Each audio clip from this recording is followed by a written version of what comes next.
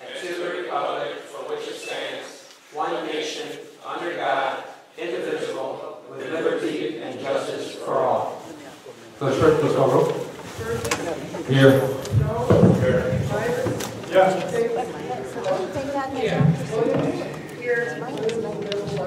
All right, thank you very much. Move to the public comment. All questions or comments must be directed to the mayor. Each speaker will be given 3 minutes to comment on agenda items only. Each speaker will be allowed 1 opportunity to speak. Hopefully that mic's on. Jan Clark. I have a question about Mr. James Griegel. Who is doing this job now? And is he receiving pay from Sauk Village?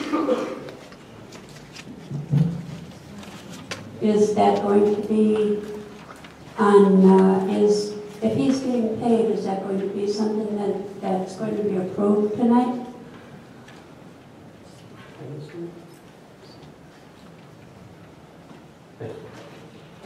He's not on the agenda we're talking about. Yeah, that would be under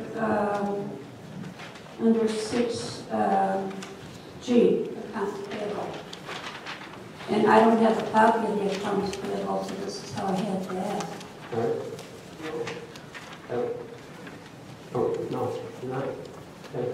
Not part of the accounts payable. Right. Well, is there a reason that my question can't be answered? So you asked about the accounts payable, and you asked about an individual who's getting paid. I said, Yes. the answer is no, he's not getting paid under this accounts payable. Okay, is he still working for us? No. It's not part of the agenda, so, Thank you. all right. On behalf of Sauk Citizens Awareness. Also want to ask about, what is it, 5E. I noticed that Mohan is going to give his report tonight, and I want to know, is this report going to include anything about the $900,000 that's owed to the water fund? And also, in addition to Ms. Clark's question, I would like to know why Sauk Village residents are still being put on the hook for paying a village treasurer's salary when we know he has admitted to a felony.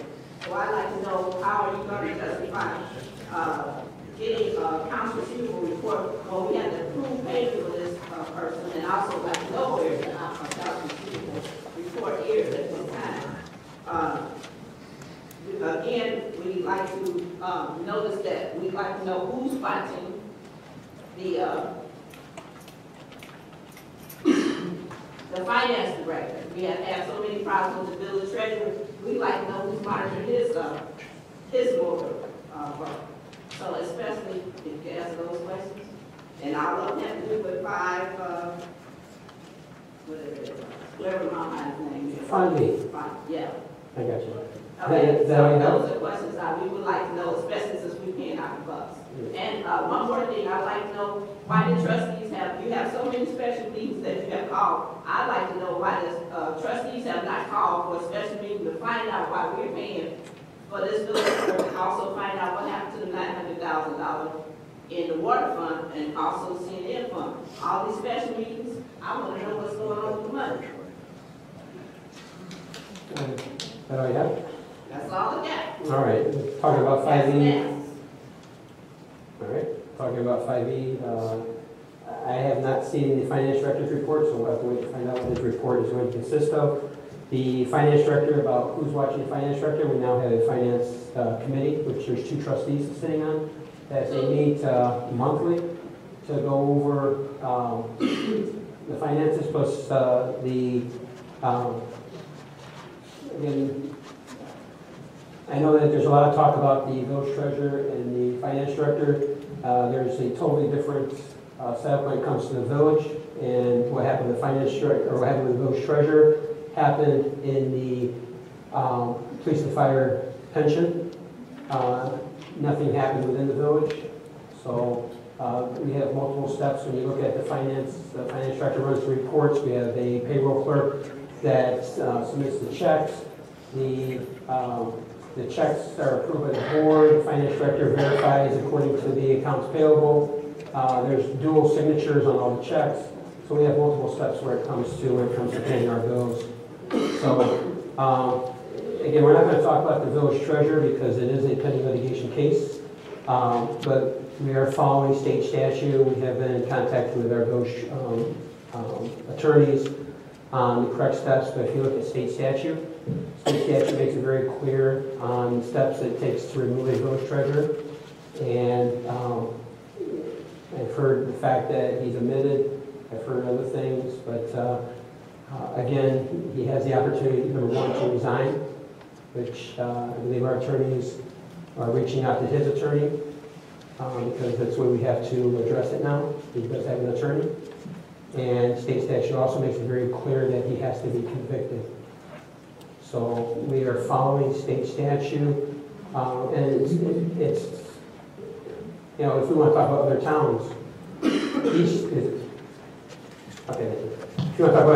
Chicago, I think it is, has a alderman or a trustee who's in jail right now, who was just sworn in office. So, I mean, you take a look at some of the things that happen. We have to follow state statute. And again, when it comes time that we can make the necessary steps, we will be approaching the board, but we have to follow by the law. And we have to, accounts payable should be on the back table right now. We had problems with the copy machine this evening, so accounts payable should be on the back table right now, right? Yes. All right, thank you very much. You didn't give us a chance to look at the accounts payable, so we can't ask questions about it. I mean, you just put it out here. All right, so, We can't ask questions. I mean, you just put stuff out here so we can look at it. it's available, I'm sorry. So, all right. Just put it out there. Where? You can take a look at it, and then if the board wants to give you permission to come back and talk about accounts payable. I'll be back. Okay. Okay. Any other questions or comments?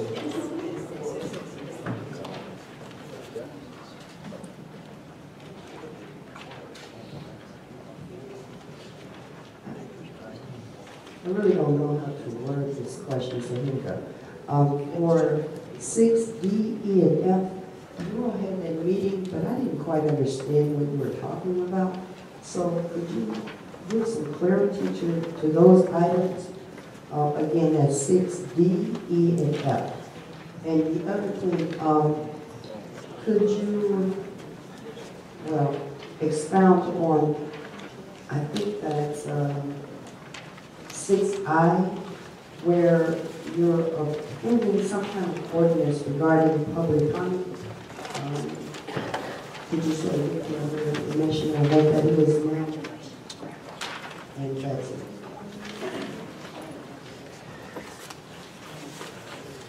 All right, 60 E and F, these are abatement of taxes in TIF areas number 2 and 3. We just had a meeting earlier, it started at 6 o'clock, that covered these ordinances that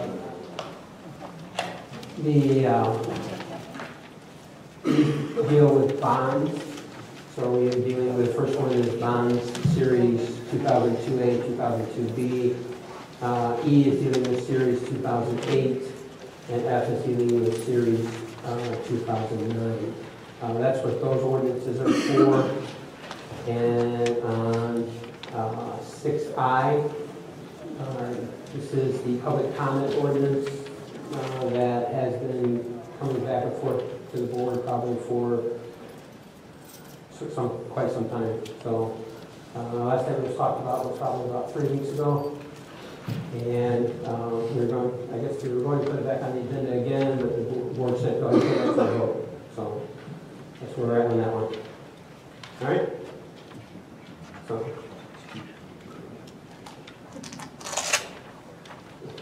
You know you didn't tell me nothing, right?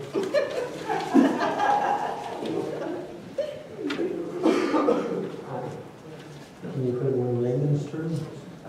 Sure.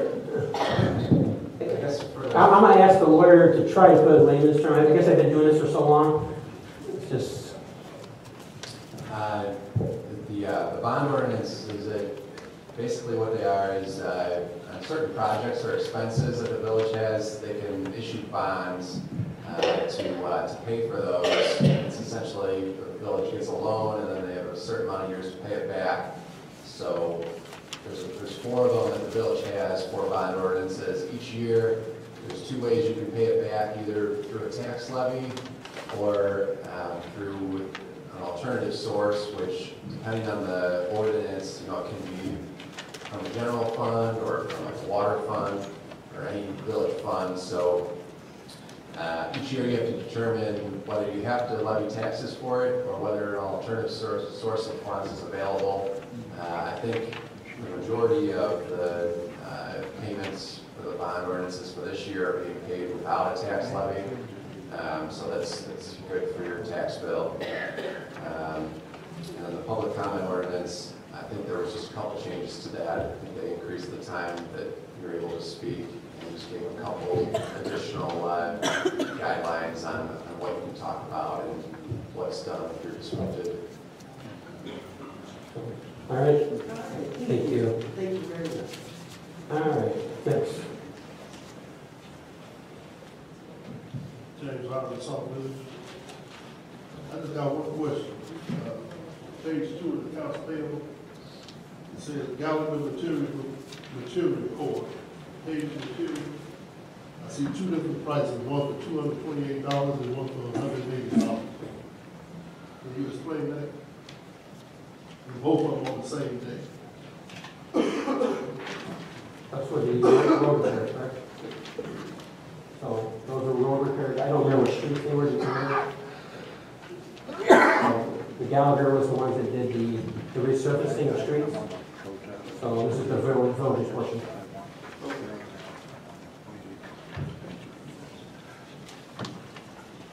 Just so I have approved by the board to allow Ms. Brewer to talk again about the accounts payable. Does the board have any problems with that? Everyone, so I see a bunch of nodding of heads, so I'll take that as the board is accepting. For Ms. Brewer to reapproach, to ask a question about accounts payable. Okay, I have a couple of questions about accounts payable. On page 1, we're paying, I guess, a lease agreement with, what is that, the large man, can you tell me what that is for? I don't know what that's for. And also on page 2, there's quite a bit of money for Illinois EPA water testing. I understand that generally the bill is like $400 or $500, but it seems like to me this, are we behind in other words of paying this because it's like $1,000 or something? So is there a problem with the water now? Why is the cost so high for the water type testing? Normally it's like $400, $500 some dollars. So you look at $1,000. So are we behind in that portion of paying for water testing? And if we're behind, why are we behind? Because that should be our #1 priority since we owe that $100,000 for water fund. It seems like that should be paid off. So I'd like to know why are we paying such large bill for this water testing? Also, I noticed on here that go back to the first part that I want to address is that we a lease for whoever that is. Yet I never seen the information on accounts receivable about U.S. investigation having a lease there. They're rent free, as I understand. I would like to know why. And the last question is my understanding from your last comment that the treasurer that this is separate from the village funds, are separate from the pension fund, and you're implying that the treasurer never signed any checks that was related to the village. Is that not right? So, I mean, any time we get a house receipt, you got to assume that the treasurer never signed any of those checks. Are you done? Is that it? Is that all you have? Yeah, that's all. Louise? The treasurer signed. Come on, the lease. Talk about the lease first. The lease first. The lease is on page 1. Okay. What's that? Mr. Michael, please. That is the copy and lease. That is the police department copy and lease payment every month. I can't. All right, so I'll take care of this one, because now that you refresh my memory. This is the copy machine for the police department, which has a lease. And then the IEPA water testing. A water testing is we have managed to get the water tested every month or every cycle. But that should be obtained the professional to check the water. So this is what we're mandated by IEPA to have this testing done. Oh, I agree with that. I'm just saying, why is it so large? It's really just, this is 2 or 3 times the times it normally is. So why is the cost so high? So this is for November and December. This So- is for 2 months? We have November 30th, we've got December the 8th, and we got December the 30th. So you've got, looks like about every 2 weeks approximately. So I don't have a calendar in front of Every me. 2 weeks? It's what the date said, approximately. So, all right. And then the question about the village treasurer. Village treasurer did have signing ability to sign checks. But again, it wasn't just a single signature. No, there was multiple, it takes multiple signatures. So he does All right. have checks on liabilities, is that what you're saying? So he's not signing anything now. No, I'm talking about before. All right. I'm just asking you to clarify the statement you just made. I've answered what I've answered. So next, anyone else?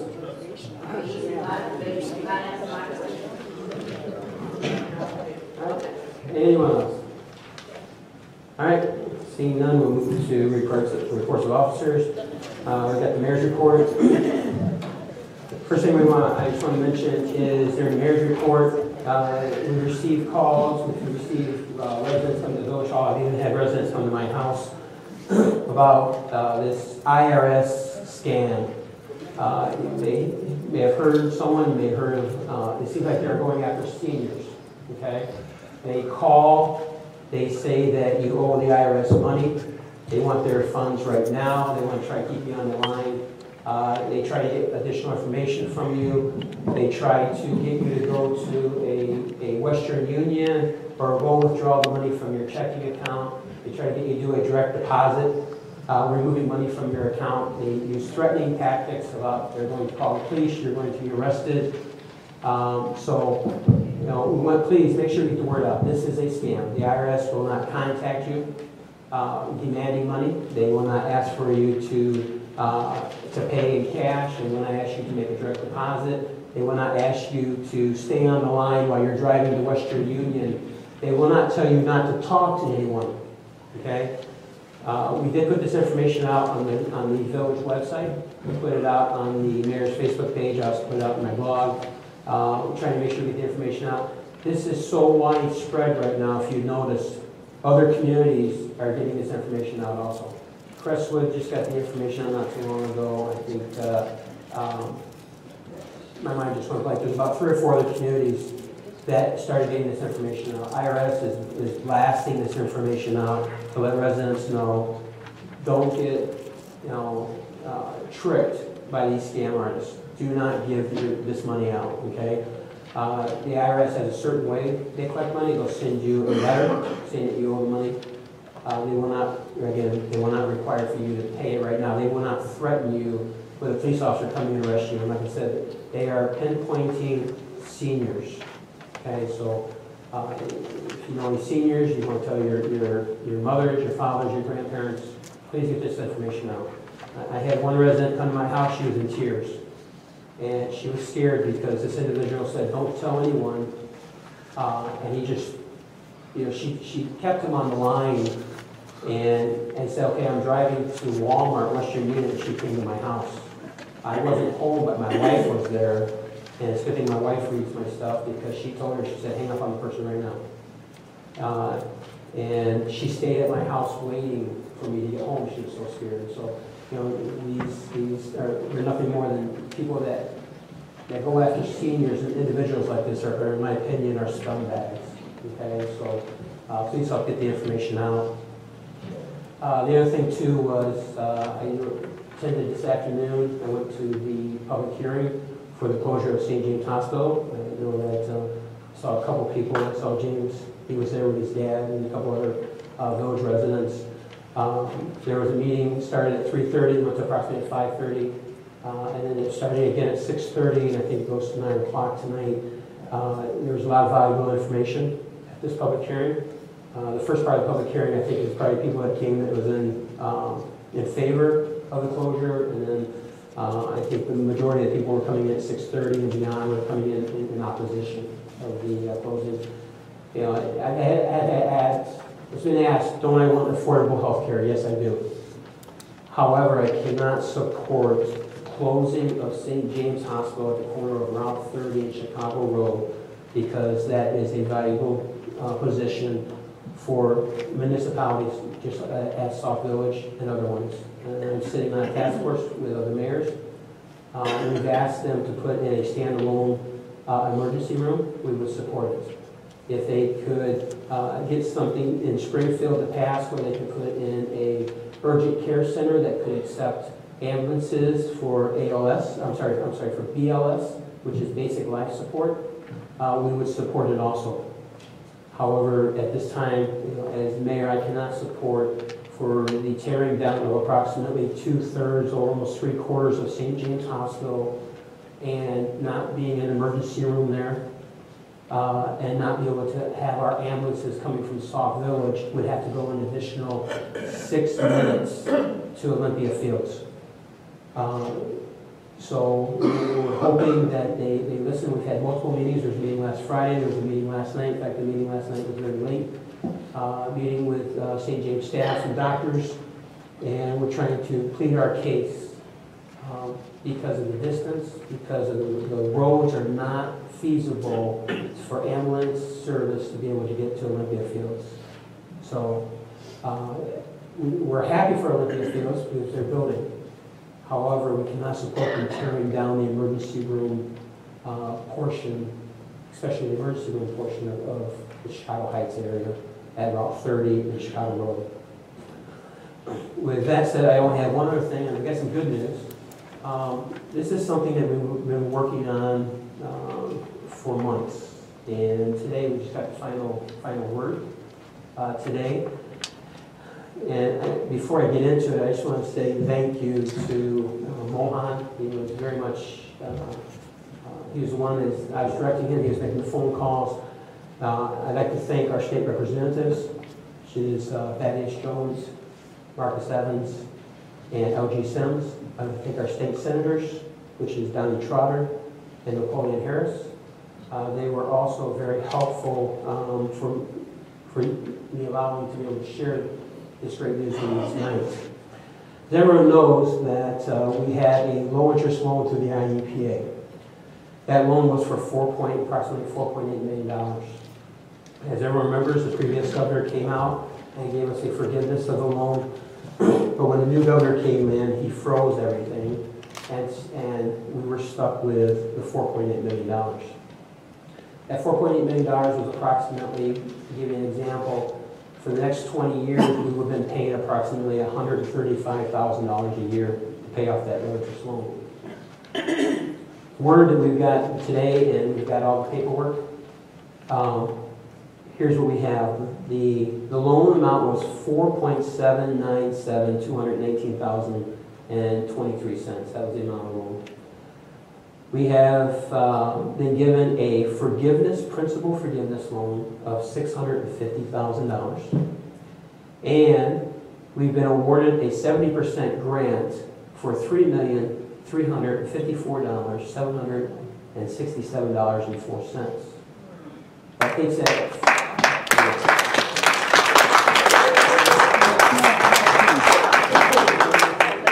And we've been working on this for a long time, but it takes that new loan for the IEPA down to $828,114.09. To give you an example, we were going to have to pay a little over $135,000 a year for the next 20 years. Our new payment will be $29,413.64. So I don't know if it helps the trustees breathe a little easier, but believe me, I breathe a lot easier. And this is something that could not have happened if it wasn't for our state reps getting out there and helping us. And we're not done, I'll be honest with you. We're going to continue seeing what else there is out there that we can get to get rid of this remainder 800,000.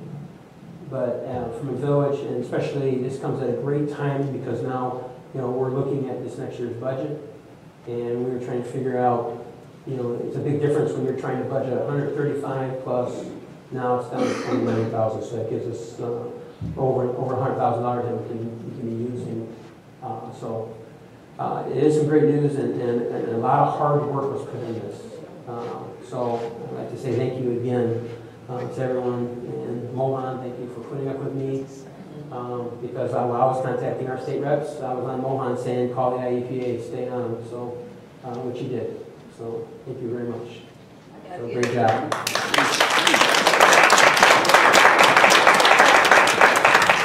With that said, we'll move to the village clerk.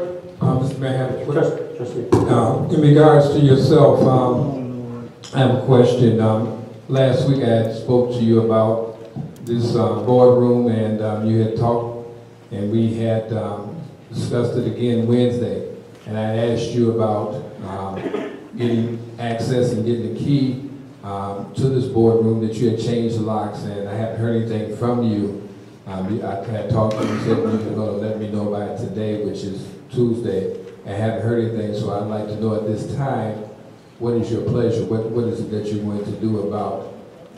You changed the locks here, so what is it that you're going to do to give the key to the elected officials? And also, what was the reason to change the locks in just this room? Well, if you remember, approximately 2 or 3 weeks ago, the trustees were asking for keys because our swipe cards were not working. So making sure that when having keys made, that there wasn't access to the entire building. We make sure that all the doors had different keys, if I remember right, making sure that the doors were different, so at least the trustees had access going in and outside the building. So again, I think with any building, especially this one here, if you're having meetings and you need a key for a meeting, there's no problem with just doing like we do with everything. If you have the senior center, if you have the community center, just grab the key so you can have a meeting. Okay, if you have a meeting after business hours, we used to have a key, Mayor. I've had a key for this place since it was built, and we had keys across the street as soon as we became trustees. What was the reason that you all, everyone else had a key to the front and back door. Some trustees didn't have it. They had the cash cards. I'll get into that afterwards, but what was the reason that you couldn't issue, once you changed these locks, that you couldn't reissue keys back to the elected officials so they can move forward and be able to get in and out of here? What was the reason? Right now you have keys. Why can you not issue them to the trustees for just this room? Because we do have keys for the front and the back to get into Village Hall. I don't care about the offices. I never had a key to the office. Don't want a key to the office. Don't want a key to the front office or nothing, which we're not supposed to have, which I never had. But what was the reason? When these locks were changed, those keys were made specifically for these 2 doors. Why weren't those keys reissued? And the second question, this is the second time that we've had the cash card system to go out. I don't know if we need a backup surge protector or whatever, because obviously the computers are not going out. I don't know, last time it took 3 months, so maybe they had to go remake it. We can build a car in 3 months. This time, you're stating that they're still waiting on parts, but in the meantime, life goes on, business goes on. And the reason I'm asking is, there's going to be meetings that are coming up here pretty soon that we need to get into the boardroom that we should, it's not that you don't have keys. It's not that you have to, you have keys. Why can you not issue these keys to the trustees that don't have keys to this particular boardroom so they can have access for, assembly and things? This is an amendment, right? So I'm just asking, can we, or what is it that you plan on doing besides getting the key at the front desk when the front desk is not open at the time that you're having meetings? Trustee, we talked about this. And yes, we did. I can explain to you again about the keys. Again, not just the trustees need keys, there's other people that need keys that have meetings in here. So we want to make sure that We didn't give a key out to the outside doors that would open any other doors, number one. Number two, the goal is to get the swipe cars up and running again. Again, as soon as that is up and running, everyone's going to still have the same access that they had. What about until that time? What about until that time, though, Mayor? I mean, until that time happens, why is it that we cannot have keys to this boardroom that you changed the locks on? Because the lock, I didn't know anybody doing anything in here detrimental in this boardroom at all. So, and that was my question, why did we change these locks? And someone changed the locks on the front and back door for whatever reason, but for these, in order for you to get in here, you have to have, especially after hours, you have to have a key to the front and back door, which I think all the trustees have a key to that. So therefore, you can't even get in here unless you get into the building. Once you're in the building, you should be able to have access to this room because we have cameras, and you can tell, you can look on the camera to see who came in this building at what time.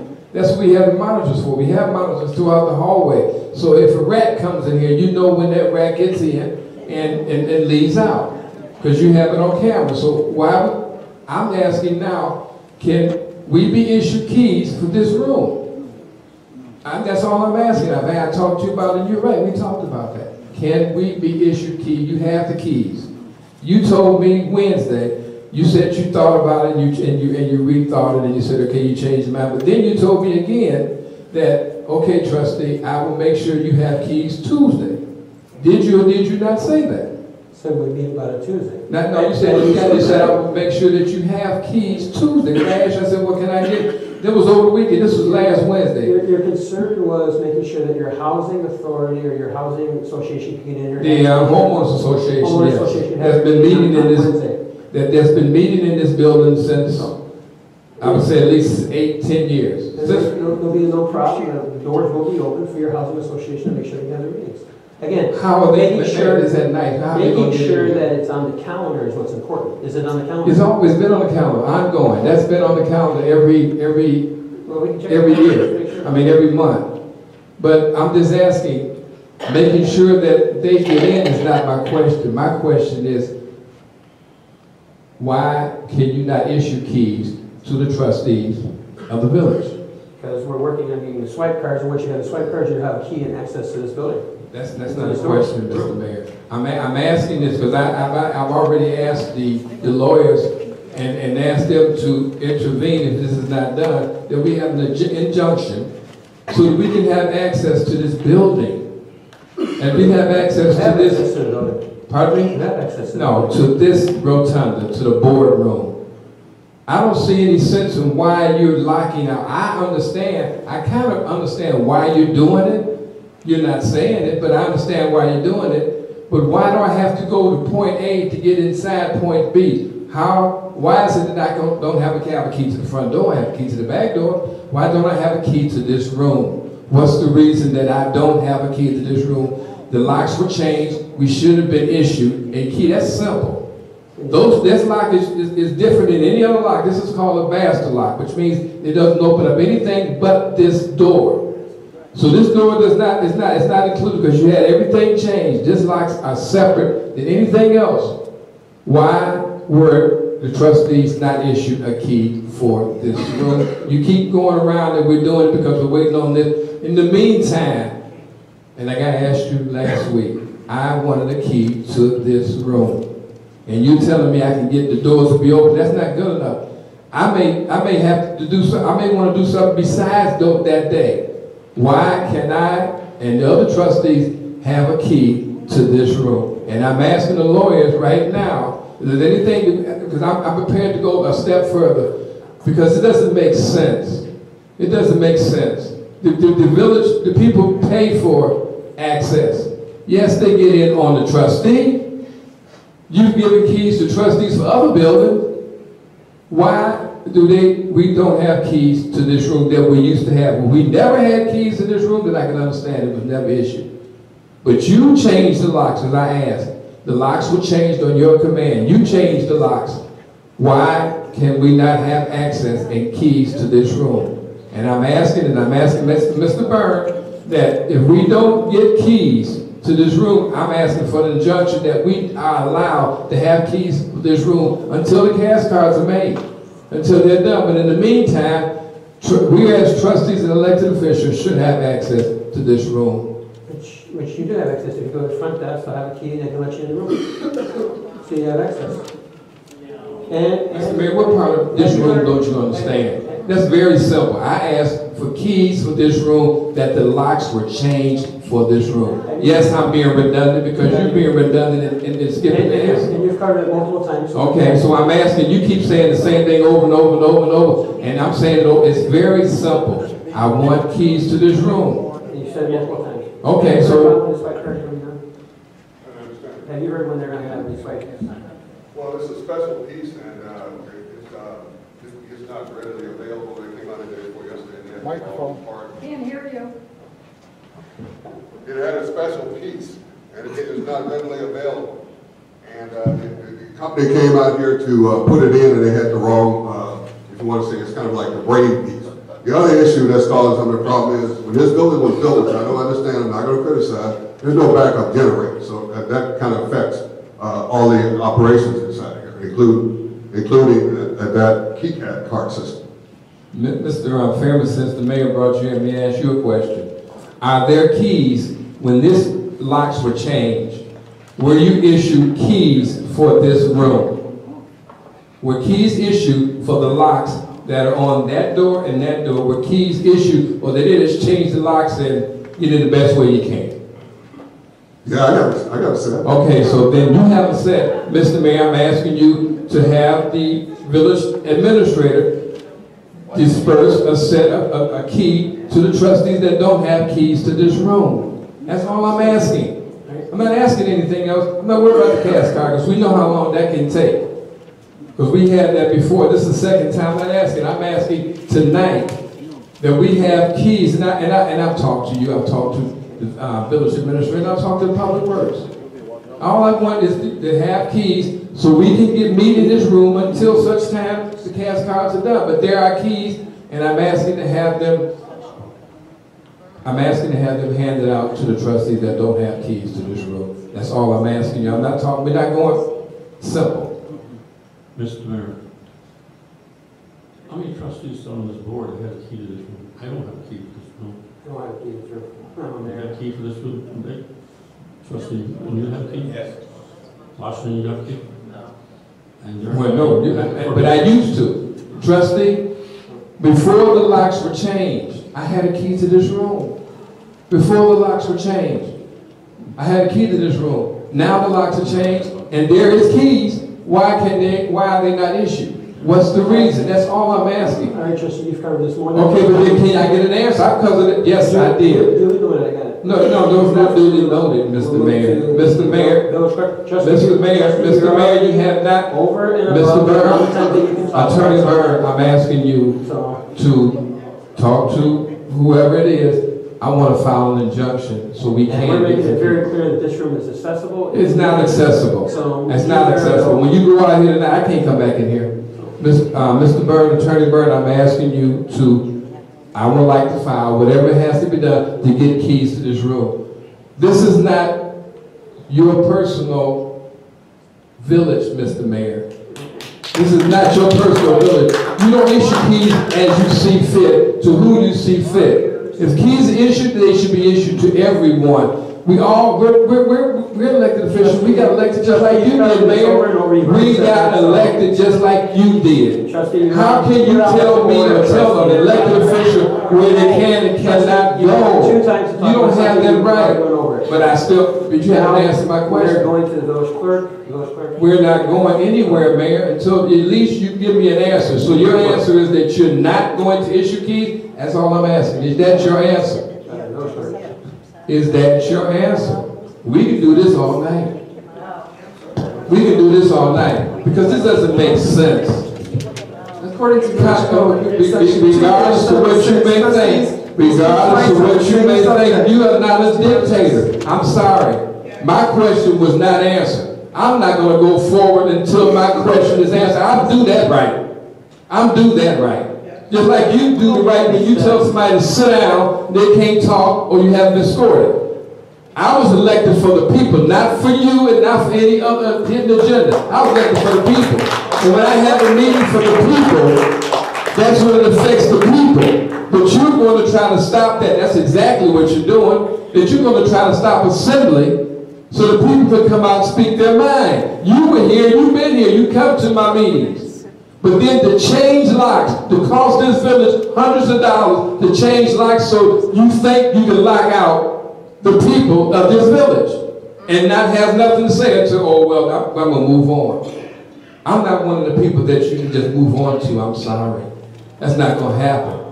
I'm asking, and I've asked for the lawyers to file an injunction that we get keys, all the elected officials get keys that are due them, because you cannot inhibit an elected official from coming into a board meeting room to meet. And you telling me I can get the keys at the front? I'm trying my best, Mayor, to be as cordial as I possibly can. Trustee, you are out of order.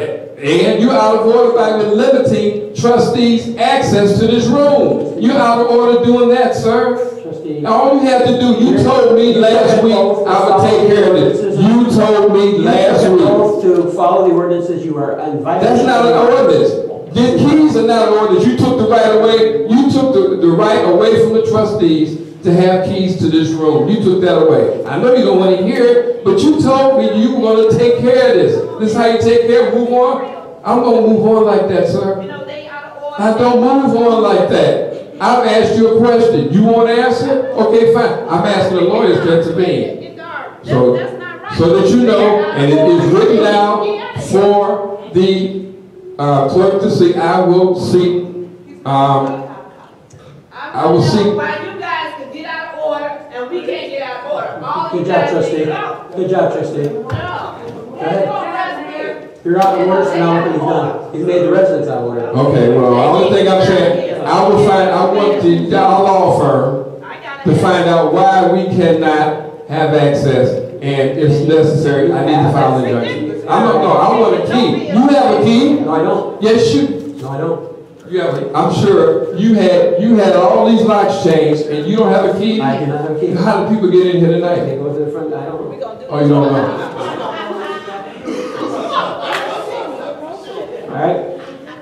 Just so we're clear that under section 2.76, speaking twice on the same subject, the reason I'm calling the trustee out of order is because no member shall speak more than twice on the same subject unless by consent of the majority of the trustees present. The trustee has been speaking multiple times, that's why I called the trustee out of order, just for the record. All right, now we'll go ahead. Put it to a vote for the trustee that I hear. You said with consent. Thank you, Mr. Mayor. At this time, I would like to recognize the Witt family. One of the residents, I don't know if I should mention their name, actually nominated the Witt family. So at this time, would the Witt family please stand up and approach?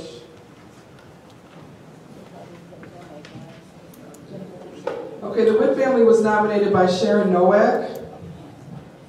And we had to try to wait till we can get a majority of the Witt family present, which is not easy to do because they're also very busy. So at this time, I'd like to introduce the Witt family.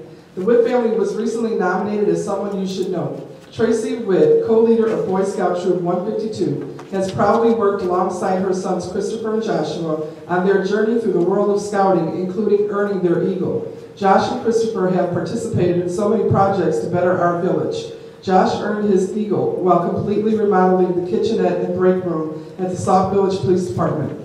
Josh enlisted the help of his family and fellow scouts in this venture.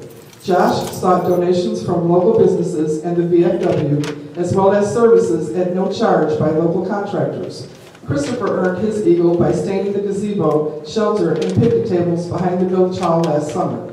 Both Josh and Christopher have participated in most Veterans Day and Memorial Day events, helping with village cleanup days, ROTC drill team, and promoting clean, healthy, civilized community relations.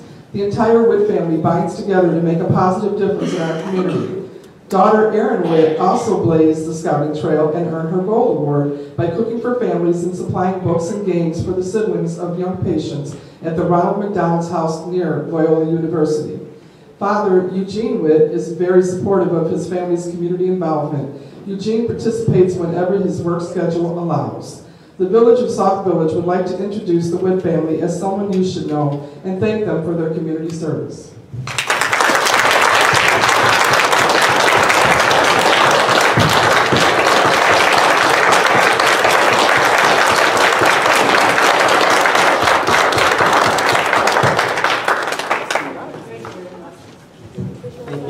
Thank you for coming tonight. We do appreciate that. Someone you should know is something I started a couple years ago, and it's open for all residents to nominate other residents. Feel free to submit recommendations for someone you should know, along with a short biography, and then what I usually do is I contact the person that's being nominated, and I try to get a little bit more information. So Tracy was very helpful in helping me put this together, and we do appreciate the Witt family. And second of all, I want to thank Village Clerk, Deputy Village Clerk Jasinski for taking my place last week while I was gone. When I left Monday morning with an emergency phone call, I assumed I'd be back in 3 days. I asked her to send a note to the trustees, letting them know that I'd be gone through Wednesday. Unfortunately, things got a little out of hand, and I was gone for the whole week. But fortunately, all good things come to those who wait, and I'd like to announce my grandson, 6 pounds, healthy, and came to this earth on Thursday morning. It was a struggle, but we got through it. So I want to thank everybody for their well wishes. Trustee Williams is on the phone with us today, but she will tell you herself she's doing well and the grandbaby's doing wonderful. So thank you, Sherry. It really helps when you have a supportive team working for you. Before I left on Monday, I also asked Sherry to take over my board meeting on Tuesday and take over all my duties until I could return. Unfortunately, I understand that last Tuesday's board meeting was canceled due to a false allegation that the agendas were not posted promptly and timely. And again, I will reiterate, the village clerk does not make the agenda or set the agenda. The village clerk posts the agenda according to the direction of the mayor. Also, the agenda was posted timely around 5 o'clock on Sunday evening, and we have cameras in the hallway that see me going from one hallway to the other. So that was a false allegation that I'd like to clear up right now. I have 48 hours before the start of the meeting to post an agenda. That is always done on time. I have also started posting the agendas online because we don't have a full-time IT person. That is done. If it's not done exactly by 7 o'clock by state statute, we don't have a full-time person, but he makes every single attempt he can to get to a computer and put that up online by 7 o'clock. With all of this recent controversy regarding agendas, I've taken it a step further. They will also be e-blasted the day of the meetings. Today, all 3 agendas were e-blasted to everyone who's taken the time to go on the website and sign up, www.saukvillage.org. You will get the agendas e-blasted to you. And for those of you who don't have a computer, it's still available at the library and the village hall. Those agendas have been posted in the exact same place since this building was built. So if there's any questions about the agenda, I'll be more than happy to answer your questions. And thank you very much. That concludes my report. All right, then we'll move to village attorney Matt. Thanks, Mayor. Nothing to report tonight.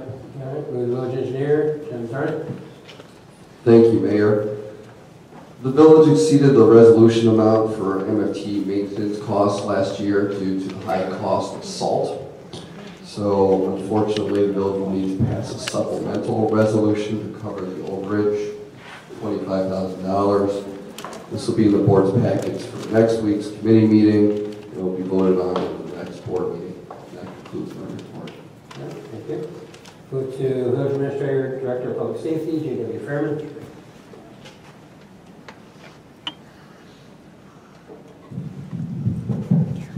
Mr. Mayor and the Board of Trustees, my report starts with what we call the Blueprint program.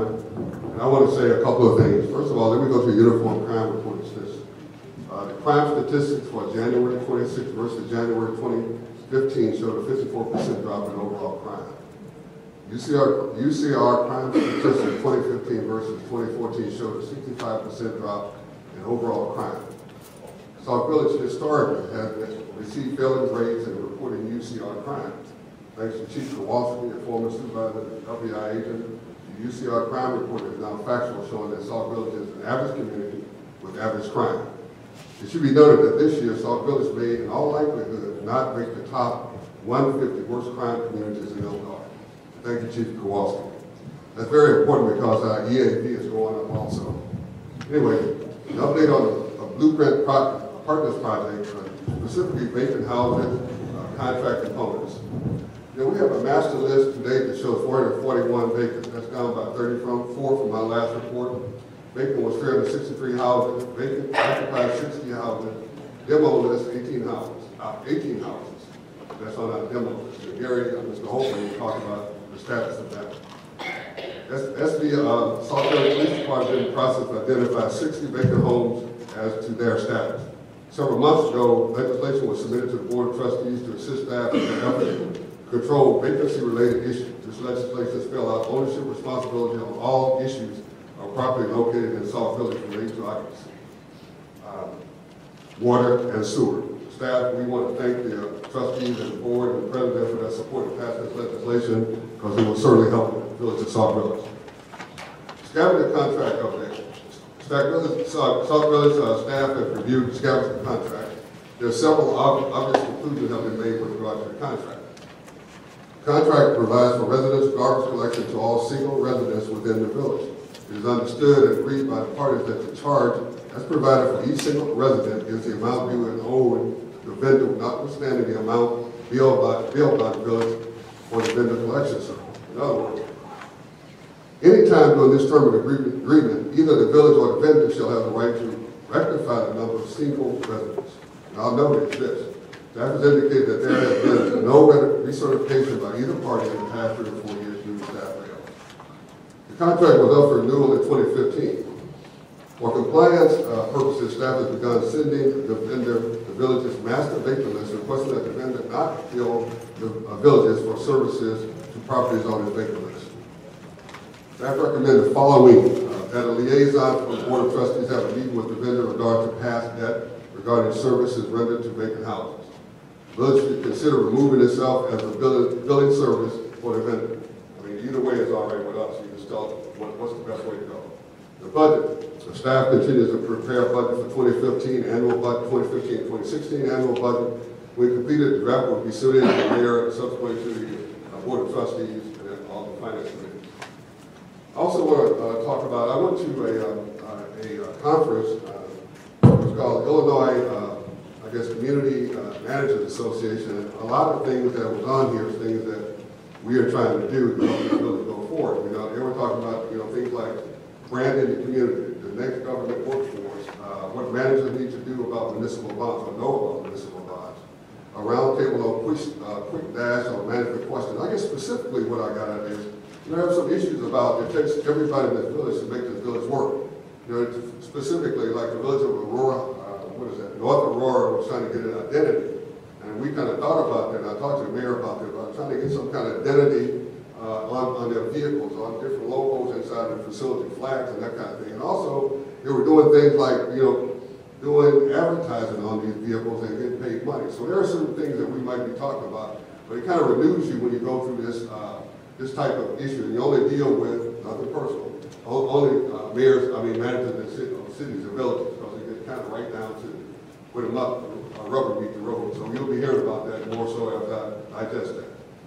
Today I had a meeting scheduled with a gentleman from the state of Illinois comptroller, Leslie Geisler, Monday. His name is Derek M.D. Chapman. He's not really a trustee, but he looks like it. Anyway, he's a public affairs manager. We talked about specifically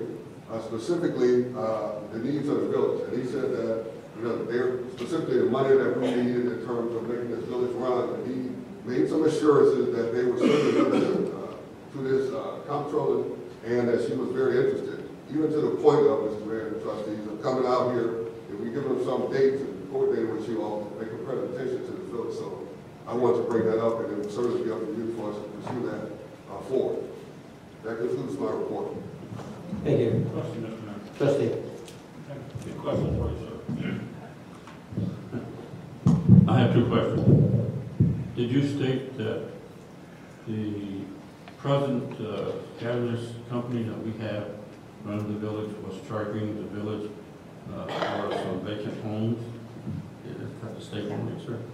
My statement is that, basically, yeah, they have the right to charge it. The issue is we've only been paying based on our water, what we get on the water.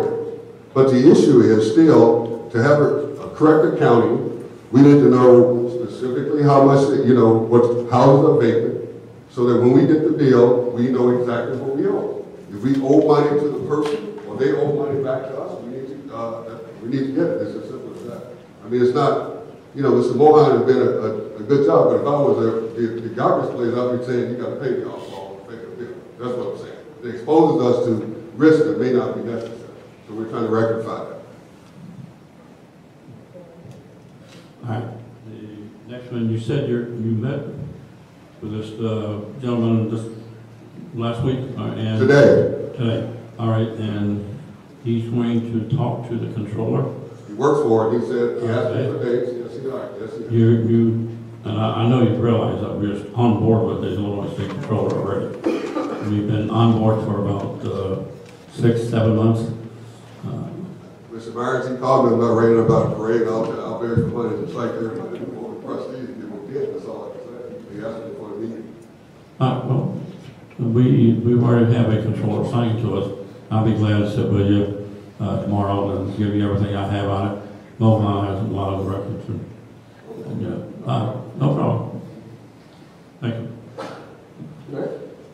Move to reports of trustees, boards, and committees. We've got the beautification committee. Beautification committee's next meeting will be here at the Village Hall at 10 a.m. on the 17th of this month. The committee will be discussing projects for this next spring. The committee is also looking for new members and volunteers. If you're interested, please drop a note off at the front desk, and so we can get have it addressed to the committee, so that information I get to the key individuals.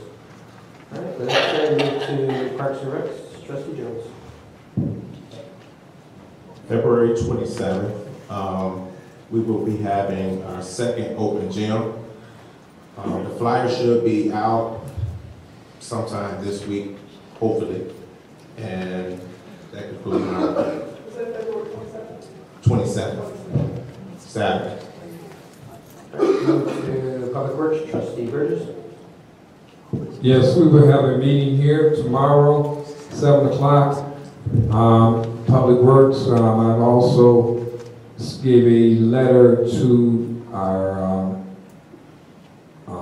village administrator and to the mayor, because I wanted to have Kevin, I invited Kevin to come to the meeting. So we have some things we want him to talk to us with. So that's tomorrow, 7 o'clock, February 10th, here at Village Hall. Thank you. Move to Housing and Governmental Committee. Trustee Tate.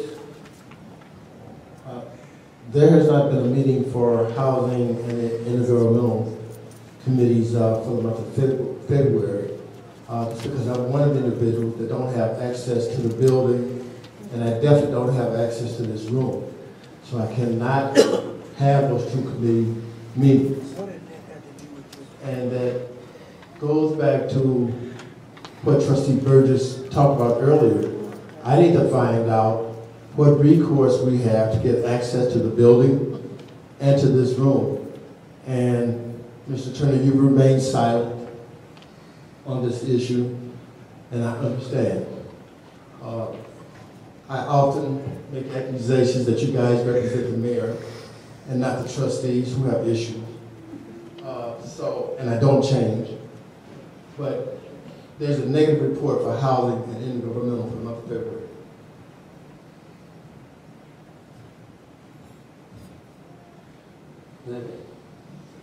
Okay. All right, Public Safety and Ordinance Review Committee. Trustee Myers. Thank you, Mr. Mayor. Just a couple items. First of all, we'll have a meeting this Thursday at 7 p.m. in the building, and I will be here at 7 o'clock, and I will let you in if my heat works. But we have one here at 7 o'clock Thursday, and also I plan to meet with the village administrator Friday, tentative to go over some major safety issues we have that has been turned over to me. I'm going to sit down with them. We are having a problem to get everybody together and getting some input on the overall safety committee and the overall emergency disaster plan. We have input from our emergency services, which is our Homeland Security Director, has given me quite a bit. And we have input from the fire department, the chief of civil and health safety, and the trustees especially. I need some input from you guys. That's why I need when I wanted to think, I hope and pray to God it never does, but when it does hit us, we're all going to be involved. We all need to know what we got to do to take care of the residents of this town. That's all I have, sir. Thank you. Thank you, Trustee. Budget Committee, Trustee Washington. Thank you, Mr. Mayor. A few quick announcements. First of all, I just want to say we had a very good meeting on Monday at the fire station. We're continuing with our Light Up the Community campaign. We have a lot of more residents that are turning on their front and back lights, especially with it getting dark so early and staying dark so many more longer hours at night. We're asking people to really be cognizant to turn their front and back porch lights on. So that campaign is going well. We also were able to get an update on some of the stats that's going on with the calling into the dispatch. And as far as the calls and the volumes going up, when we called the police with Neighborhood Watch, we had a lot of Block Club captains that gave good reports on different things that were happening on their block. And finally, I want to make two other announcements. We will not be having rehearsal this coming Saturday for the play. It conflicts with a lot of people's schedule for Valentine's Day weekend. People have reservations. Personally, it's my birthday and Valentine's Day. I have no intention of being around. So we have a lot of conflicts with people that won't be available for this weekend. They're taking their children away. Couples are playing reservations, and that's a good thing to get away and celebrate the holidays. So with that all in mind, we will not be having our rehearsals this coming Saturday at the community center. We will resume the following Saturday. And we do have our flyers for the play. We have them in all of the stores to let people know where we are as far as the play is concerned. We were very excited to have one of our very own Sauk Village local celebrities that came to our Neighborhood Watch and did a little rendition of something that he's going to do in the play for us, that we're going to be having at Rickover. So it's not too late if you want to be a part of the play. We also have our donation letters that have gone out to let businesses throughout the whole south suburbs know what we're doing with our goal to be able to provide 500 book bags for students when school start back. So Neighborhood Watch is working very, very hard, along with greeting all of the blocks to make sure that we have a block captain throughout the village on every block. So between Light Up the Community and between the play, it's just a lot that Neighborhood Watch is doing. So if you're not on any committee, if you want to volunteer, I would like to invite you to come and join our Neighborhood Watch committee. Thank you. Interesting. Go to Budget, Finance, Community Relations Committee, Trustee Williams. Thank you, Mr. Mayor. First of all, I would just like to give a thank you to everybody who has called me and texted me with congratulations and asked how I was doing. I'm fine. And I wish I could be there tonight, but that's a more important thing to do. As far as Budget, Finance, Community, and Community Relations, I just want to state that at the last school board meeting, the school board decided to not proceed with Student Government Day and their involvement in Student Government Day this year. Immediately after that decision, a letter was created by myself and was to be sent out to the board on Monday this week, or last week. And unfortunately, I was not able to do that, but a committee member did do that. And to my knowledge, no one from the school board has responded.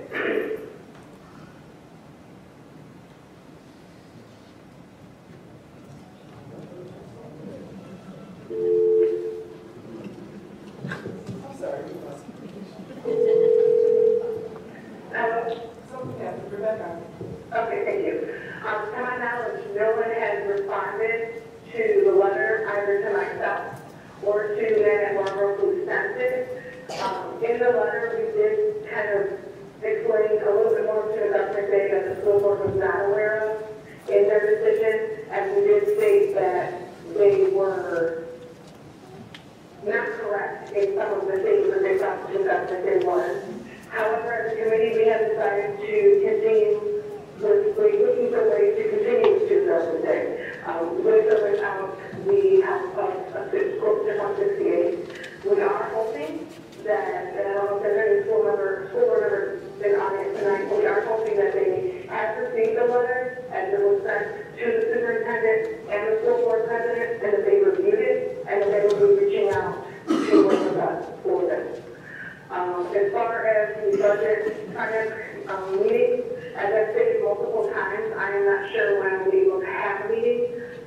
the schedule that we did use was for mid to end February, so we can go over the 3/4 of the monthly that has been taken place.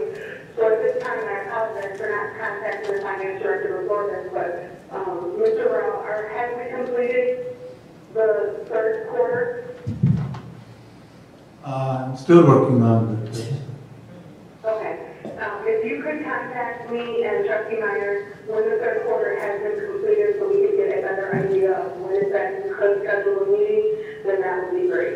And that's all I have. Sure, I will. All right, thank you very much, Trustee. I have a question for Trustee Williams. Trustee Williams, can you hear me?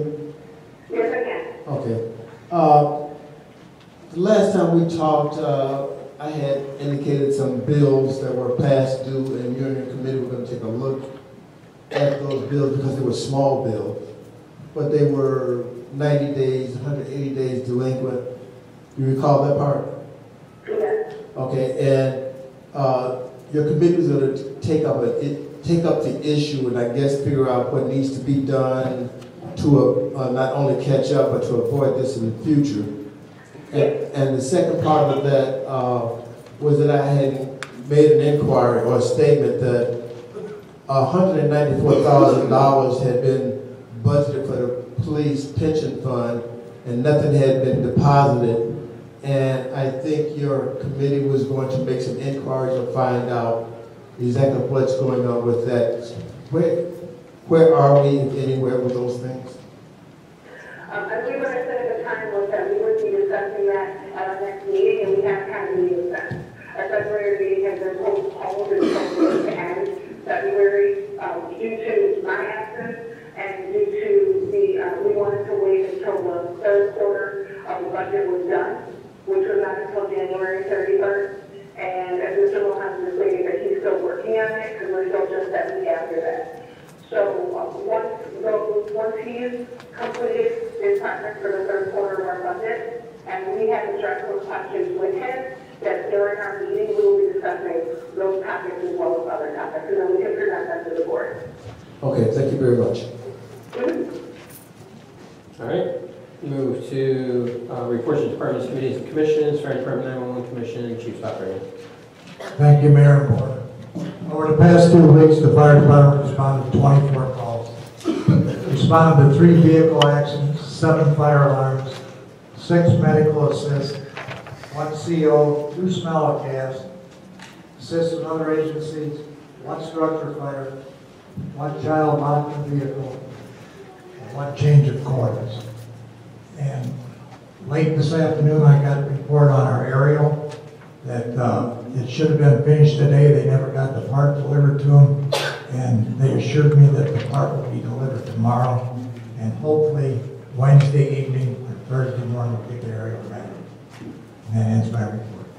Thank you, Chief. Move to Police Department, Chief Kowalski. Thank you, Mr. Mayor, trustees. For the past 2 weeks, the Police Department had 24 arrests, 4 were felonies, 20 were misdemeanors. We've had a total of 510 calls for service.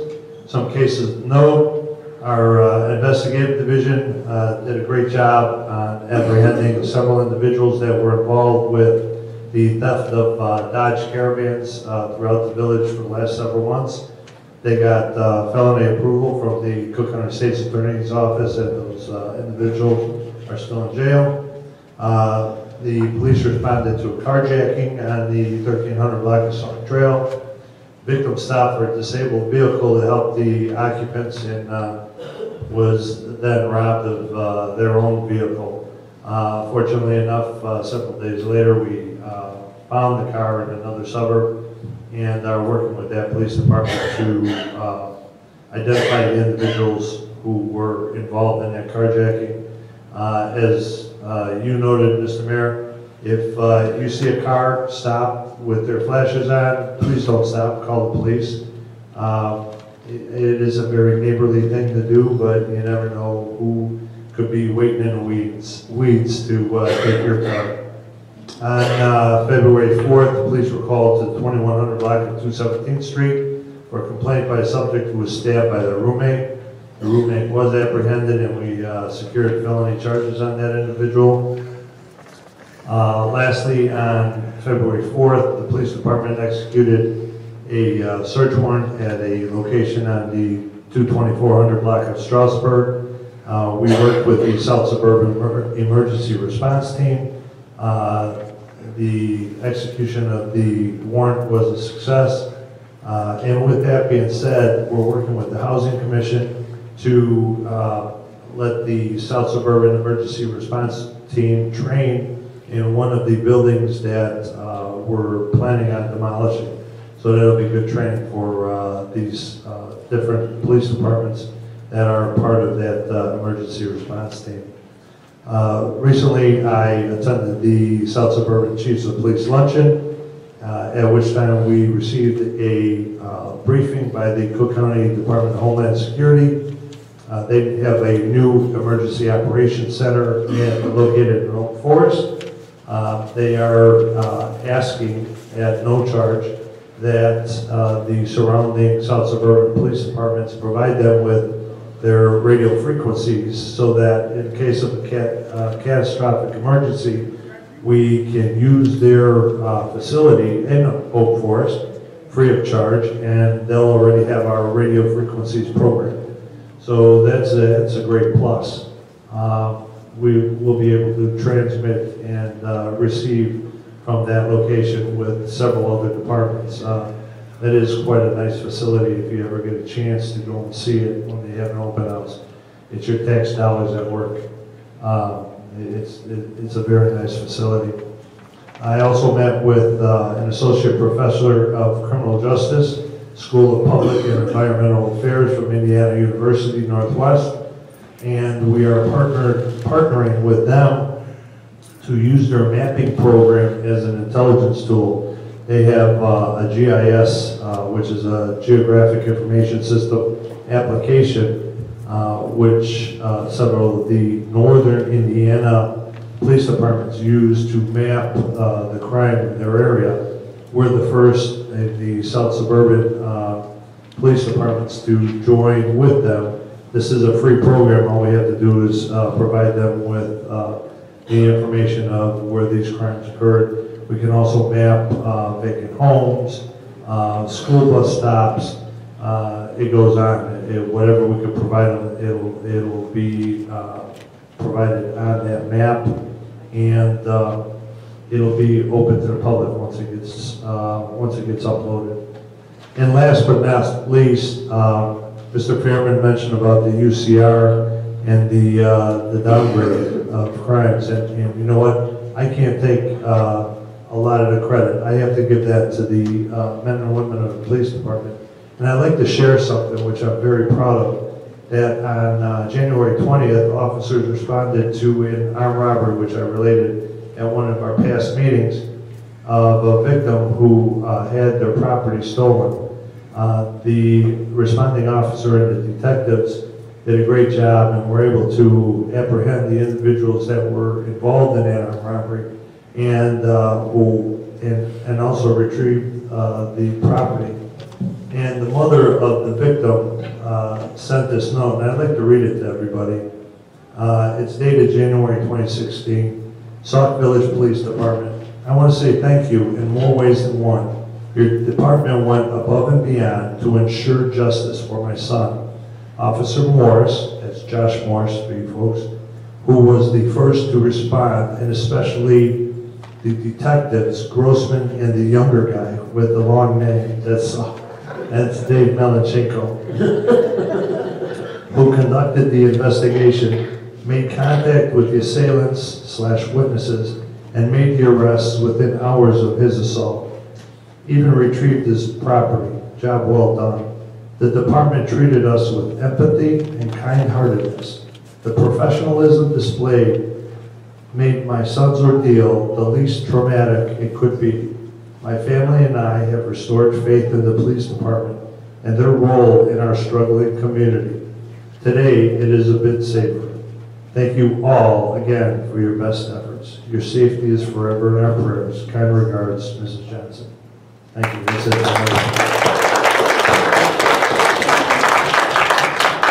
Thank you, Chief. Move to Administrative Services Director. Oh, you have public works? Oh, okay. What is public works? Yeah, Kevin, I'm not Kevin. Mayor Buster, trustees, the board of trustees, the public works department started with the streets and lights, 431 new heads installed. I might want to say a side issue that there have been some complaints about different vision that they can see with clear light versus white light. You know, it's just like when we changed from the old car lights that we thought they were better. It's the same thing. People will get used to them. You put day-to-day operation and emergencies, all job directions, changes, department orders, special season, event prep setup, event calling, work with all departments, public complaint, and last minute changes. Basically, he's very, you know, he has to be very flexible, and he does a lot of things with the least amount of resources. We're working on that. Building, working at the village hall, plumbing, toilet leaks, sinks, replaced light bulbs, several rooms, completed repair work on boiler, changed belt on HVAC boardroom, had service call for leaks on hall roof, found several holes, no coverage, not covered by warranty, inside drywall work to be completed by staff at a later date, remove ballast from sign at hall in order to on order repair. Staff working with PW to complete restroom restoration ongoing. Receive emails on condition at CC building. Work will be addressed. Pothole asphalt. Take a residence call on potholes. Patch potholes with pole patch several locations. Pacer Drive, Deer Creek, 223rd Street, Carlisle Estates and Firehouse parking lot. 2.5 ton total. Sign, staff have been out replacing older damaged sign, changed marquees several times, and replaced damaged neighborhood watch sign, 394 Sauk Trail. Water, day-to-day schedules and EME calls. Help staff with rehab shut-off list. Called in deep boxes to be dug from EME, high bills, and demo list. Complete all testing required by EPA per month. Total main break for 2015 was 15. I want to say one thing. Mr. Weller and his water people will just, because of what's going on in Flint, because of what's going on in Chicago, have been tasked with just making sure that everything, they tell me everything is right, but I figured that people would be reassured once they go back to the process again, which they do every day anyway. But garbage, day-to-day cleanup. If you see a citizen illegal dumping, please call the police. Help keep the town clean. Staff started a general walkthrough on 223rd, Carolina 394, welcome sign, Village Hall, PD, fire hose, pump house, board and follow.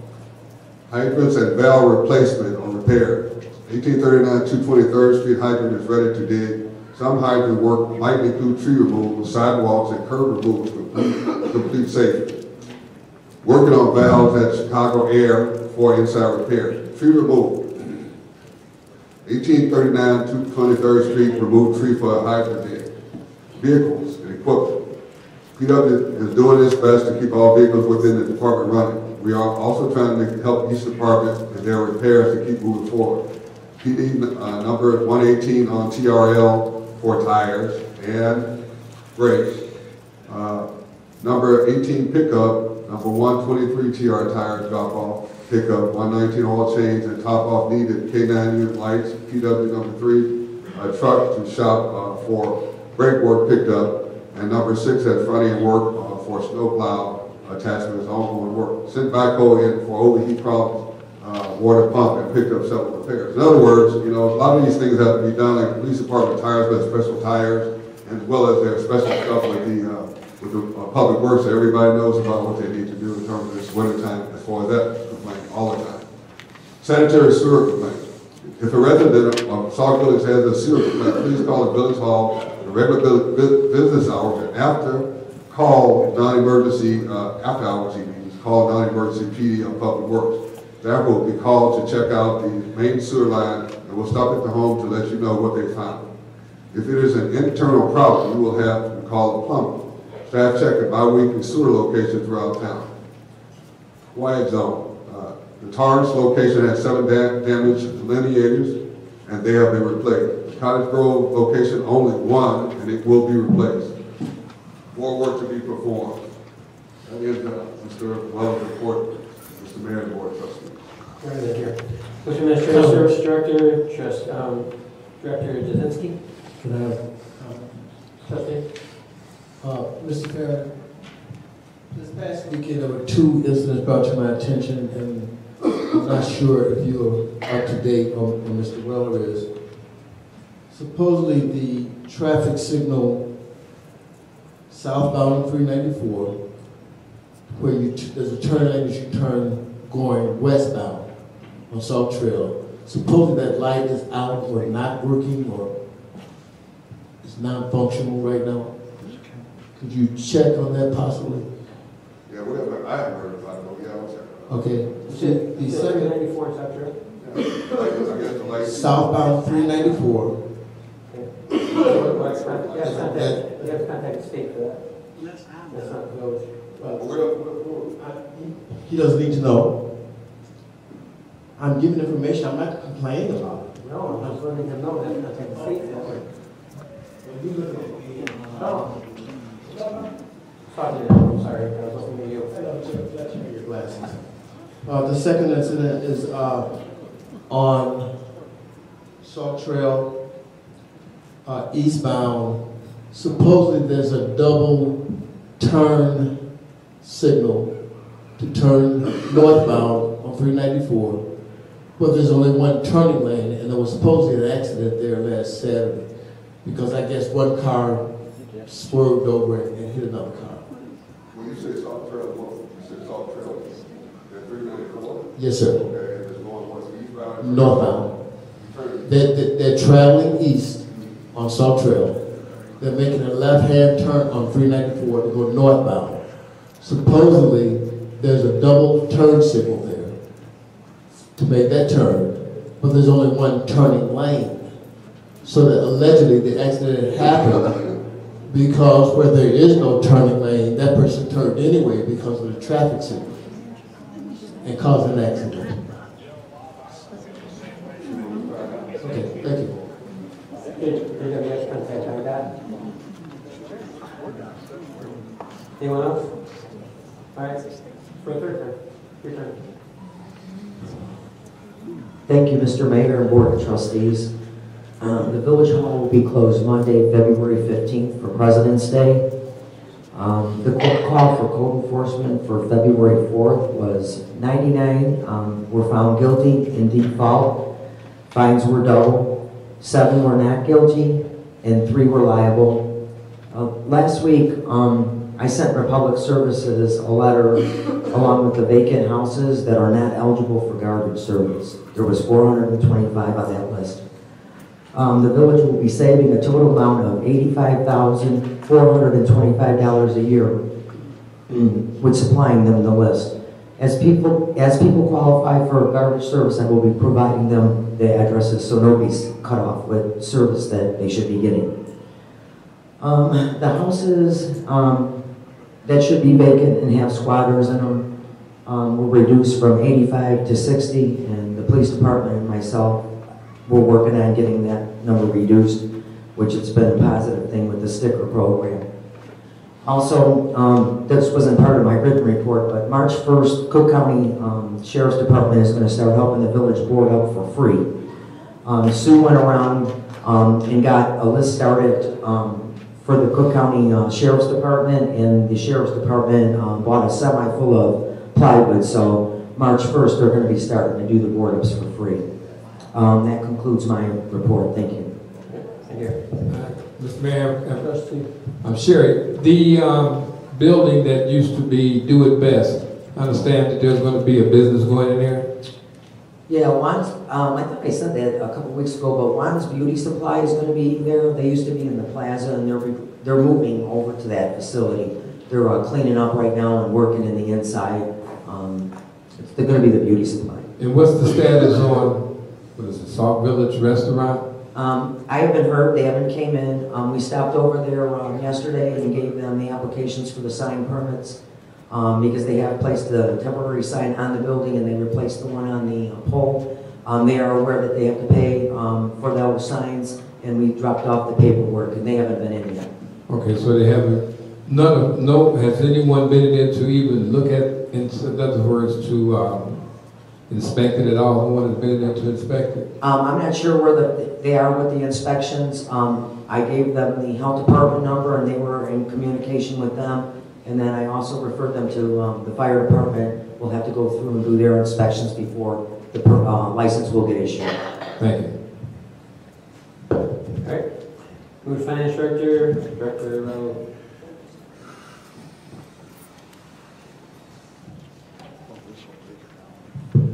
Thank you, Mayor and the board. There are a couple items. The one long-awaited, the audit report has been done, and it has been uploaded to Illinois State Comptroller's website. The next thing is the single audit that requires to be reported to the federal government has also been done as of yesterday afternoon. The third item is I'm working on to get the street lighting grant in the amount of $35,000. I have to report it and send the final report to the ICE, that is Illinois Commission on Energy. So it will be done pretty soon. Once it is done, we are going to get about $35,000 in reimbursement for this street light project. The fourth one is the budget I'm working on. I'll try to get the budget done pretty soon. The next thing is the financial report for January will be done also pretty soon. That ends my report. Questions, Mr. Mayor? Trustee Tate. Ms. Mohan, hope you're feeling better. I had asked a question at the last meeting and I was told that to refer it to you.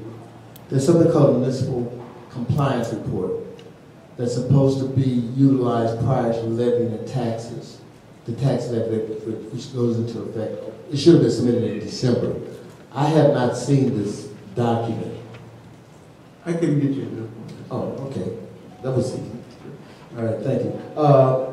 The second thing is that, as I understand, you just said the audit has been completed. Completed, and it has been uploaded to the comptroller's website.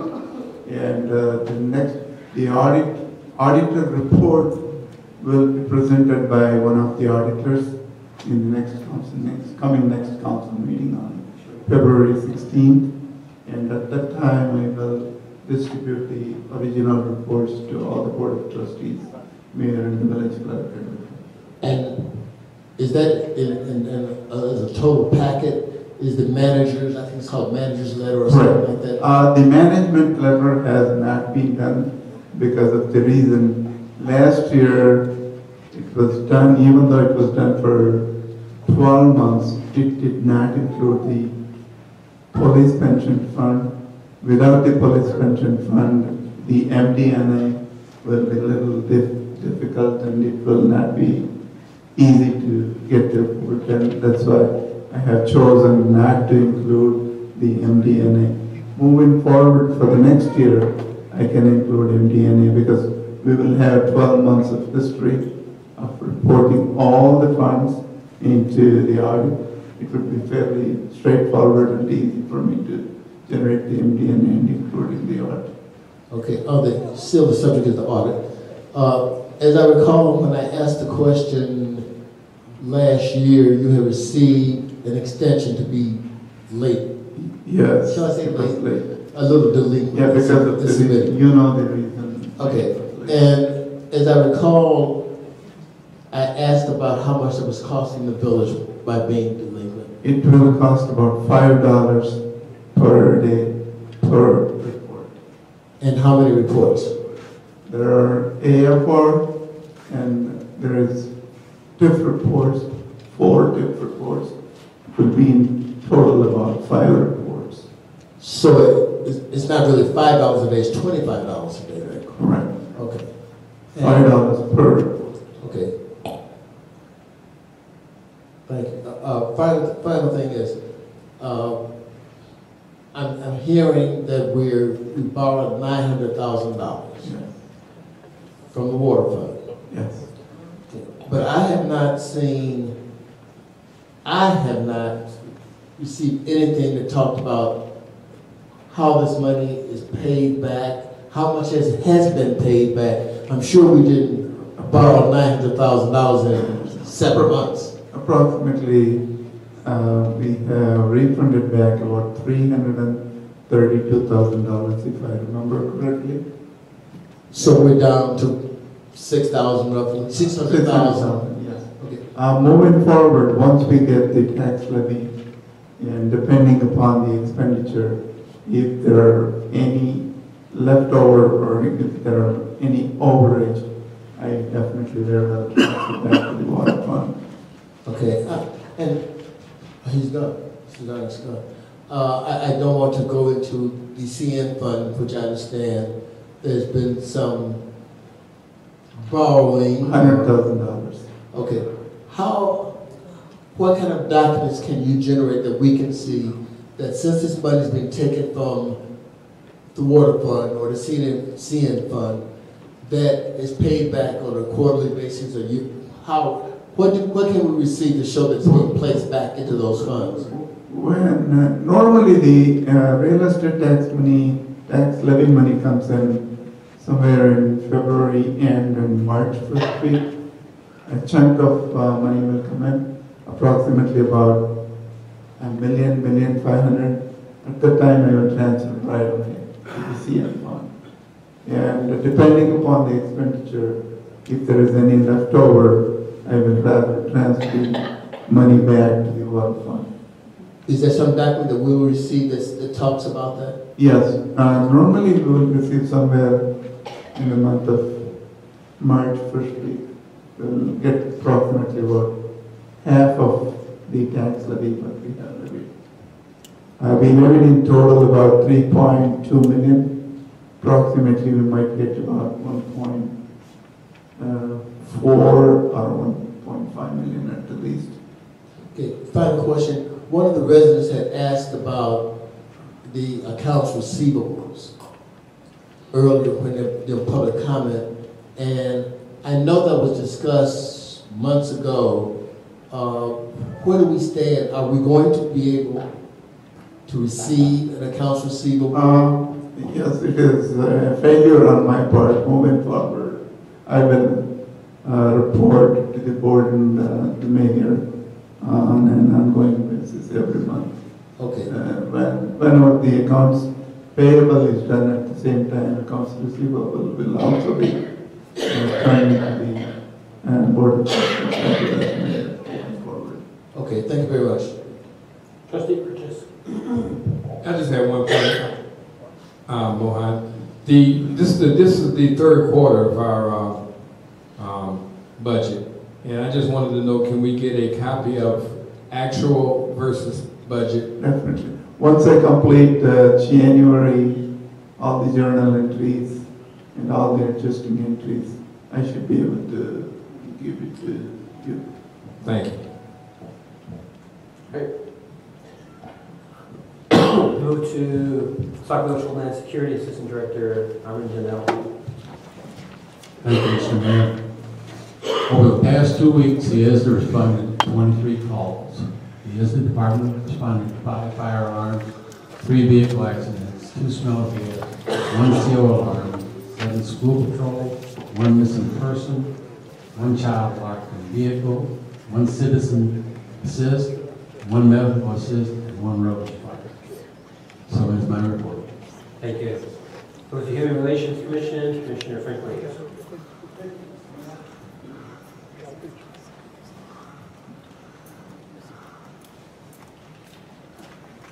The human relation will be meeting again March 1st, but before we get to that, we'll say we are not having an anniversary dinner in Sauk Village this year as we had planned, but instead we're going to be visiting Park Forest, Olympic Field, Flossmoor, and University Park. For them who wants to attend this, it'll be back here next Monday, the next board meeting, and you can pick up your applications to go again. But once again, this is all free, and you can go and enjoy yourself with it. Our board now is completely filled with members, and we're looking forward to everybody that want to attend. See me next week board meeting, and I will have the application for you. Thank you, Mr. Mayor. All right, thank you. Move to Housing Commission, Commissioner Hawkins.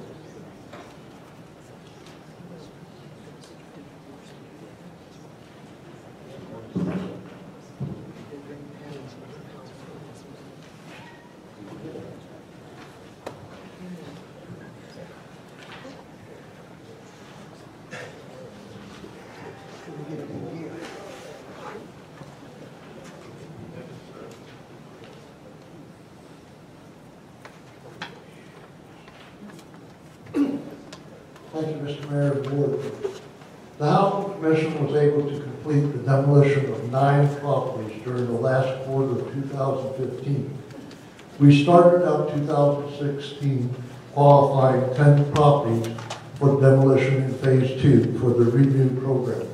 But during the final stage of the permit process, the village was contacted by the attorney representing the owner of the property located at 21747 Carroll Avenue, stating his client wanted to rehab the property, claiming he had been working on the property for the past 2 years. It was pointed out that the housing had the property boarded up 2 times in the past 3 years. It was also pointed out that the property has 21 outstanding tickets plus other expenses associated with this property. This matter needs to be addressed as state law says the owner has 120 days to bring the property into code, and before anything else they need to have the property abated of asbestos and pay restitution to the Housing Commission and village to the sum at or about $10,000. State law also provides us from continuing with demolition process on this property. Now to the bad news.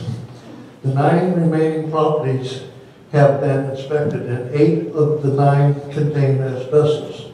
The Housing Commission has funding to cover 2 of the properties, but due to the village's financial state, unless housing can locate funding from outside sources, the demolition program will have to be suspended until funding can be established and funding can be secured. The current amount needed to move forward exceeds $50,000 for abatement and dumpsters. Although the county will reimburse all expenditures, it requires us to pay first and collect later. People need to understand why this procedure was put in place. With the collapse of the economy in 2008, several communities throughout the county had towns submit for large grants and never do the work the grant was for. The first drawdown for the reimbursement was submitted February 5th, and I talked to IDA today, and they requested some minor additional information that housing was able to provide, and payment was approved and should be provided within the next 30 days, covering the expenditures for Phase 1.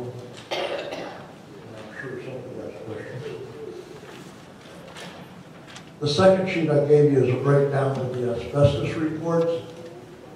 And I have reviewed and talked to Trustee Myers, who is assisting me in the inspection phases. And we do have copies of all the asbestos reports if anyone needs to see them.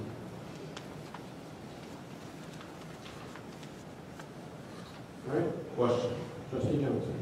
Out of the 8 out of the 9 homes, are all those homes boarded up and secure? Yes. Any other questions? Trustee Burgess. Yes, I do have, first of all, you guys did a great job, but, it's a shame that the money's not there. But my first question is for the house that we did. Is that the house that we did and we did the asbestos, and now they're saying that they want to rehab that house after we went through there and did the asbestos? No, that is not the house. The house you got, the village paid the abatement on was 2108 222nd Place. The Housing Commission paid for the one on 118. Those houses are already gone. Okay. The one that the man wants to, I meant to print up, but I didn't before I got here, pictures. We went in and assessed the house, and Ed Myers, if I correct me, Trustee Myers if I'm wrong, but assessed it at a minimum of $40,000 to even get the house close to code.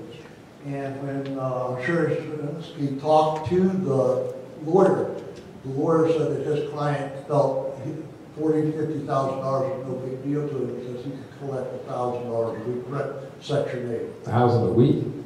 A month rather, Oh, sorry okay. about that, from Section 8. But in the meantime, they don't fall in compliance. We still ticketed them every month. We have been directed as of today, and I haven't had time to meet with Sherry because I got off the phone at 5:40 with the Sheriff's Department, has directed that starting tomorrow, we need to start ticketing them daily, every day for the same code violations. And under the housing rule of Cook County, we can hit them every single day with the same ticket until they correct such issues. And I did talk to the lawyer this afternoon because luckily Matt is here, and he happens to be the one that represents us at housing. And he is going to address that with the attorney tomorrow. Okay, because, I mean, if that's the case, you know. As you can see right now, they owe us $4,560 in past tickets. Okay. Altogether, they owe us $13,775. For one house? For that one house? For one house. That is if they do the abatement. If we do the abatement, we get a reduction in cost. And the total amount that would be owed the village at that point would be $9,955. Not counting tickets have to start being written more. If they had that kind of money, that house would have been done a long time ago. I mean, correct. So, you know, we're looking at basically another eyesore. We can't do anything because they're probably going to put an injunction with their lawyer for us not to be able to. I think Trustee Myers might be able to put some light on the condition of the house because they did drive through a structural wall.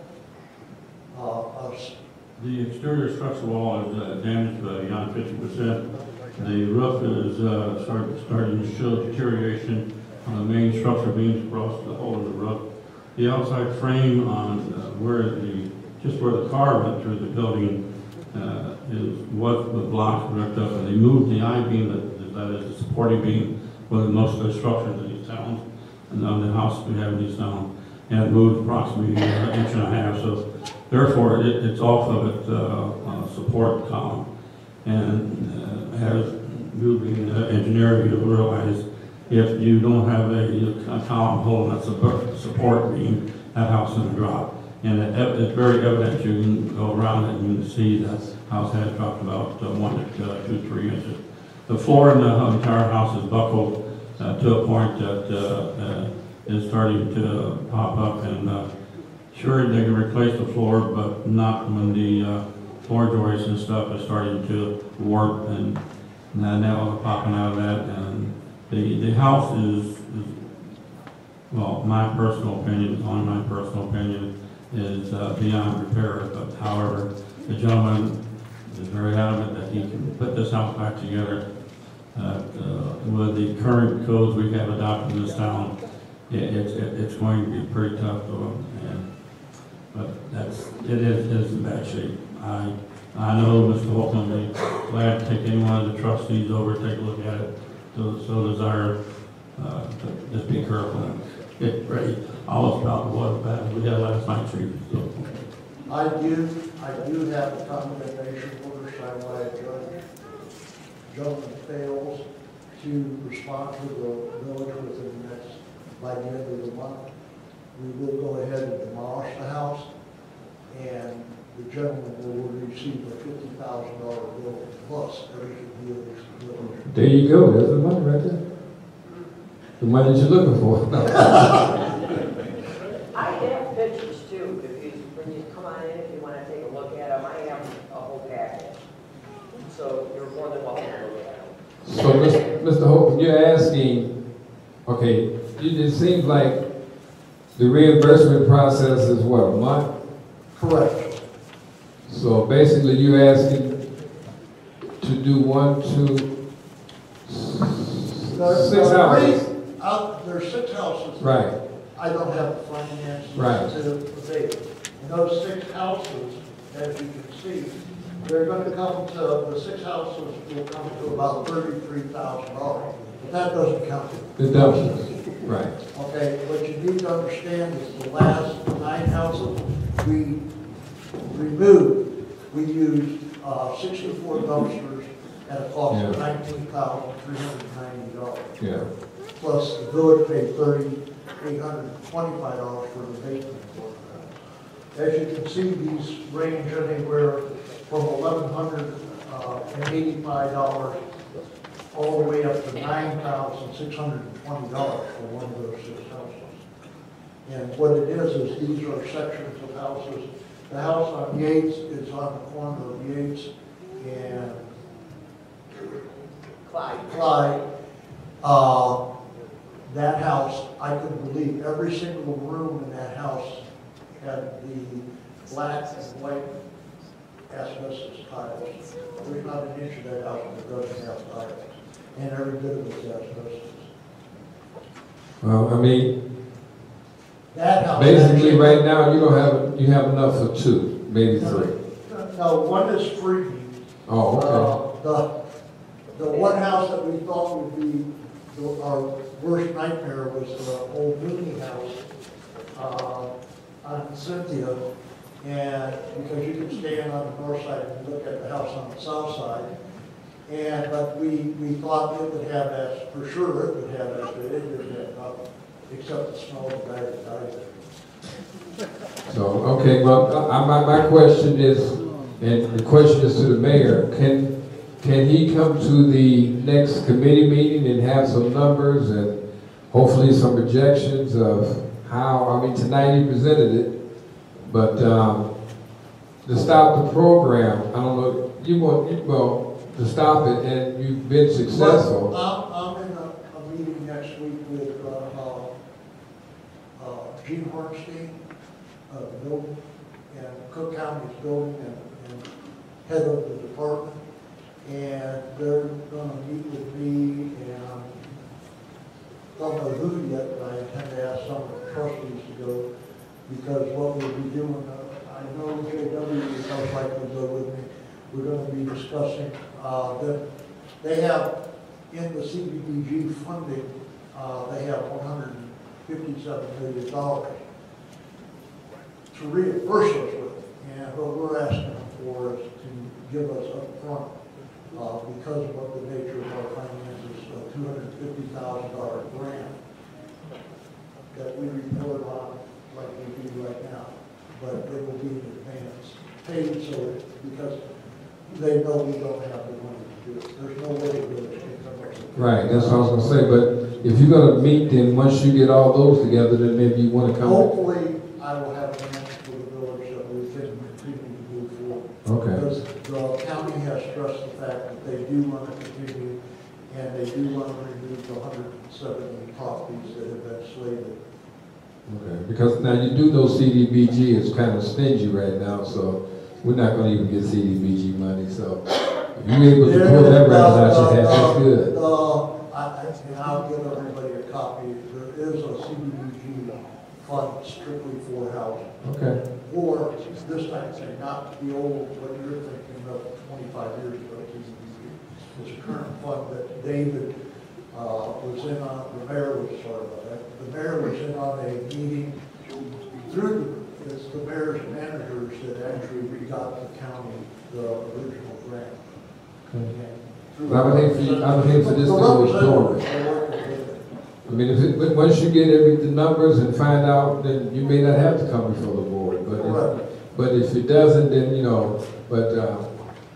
to get this far, and then the reimbursement is reimbursement. At least we do know that's coming in. You're right. We don't have the money up front for a lot of things, but we'll see what happens. And maybe once you get all the numbers and the commitments, you can come before the committee and we can, find out what we can do at that time.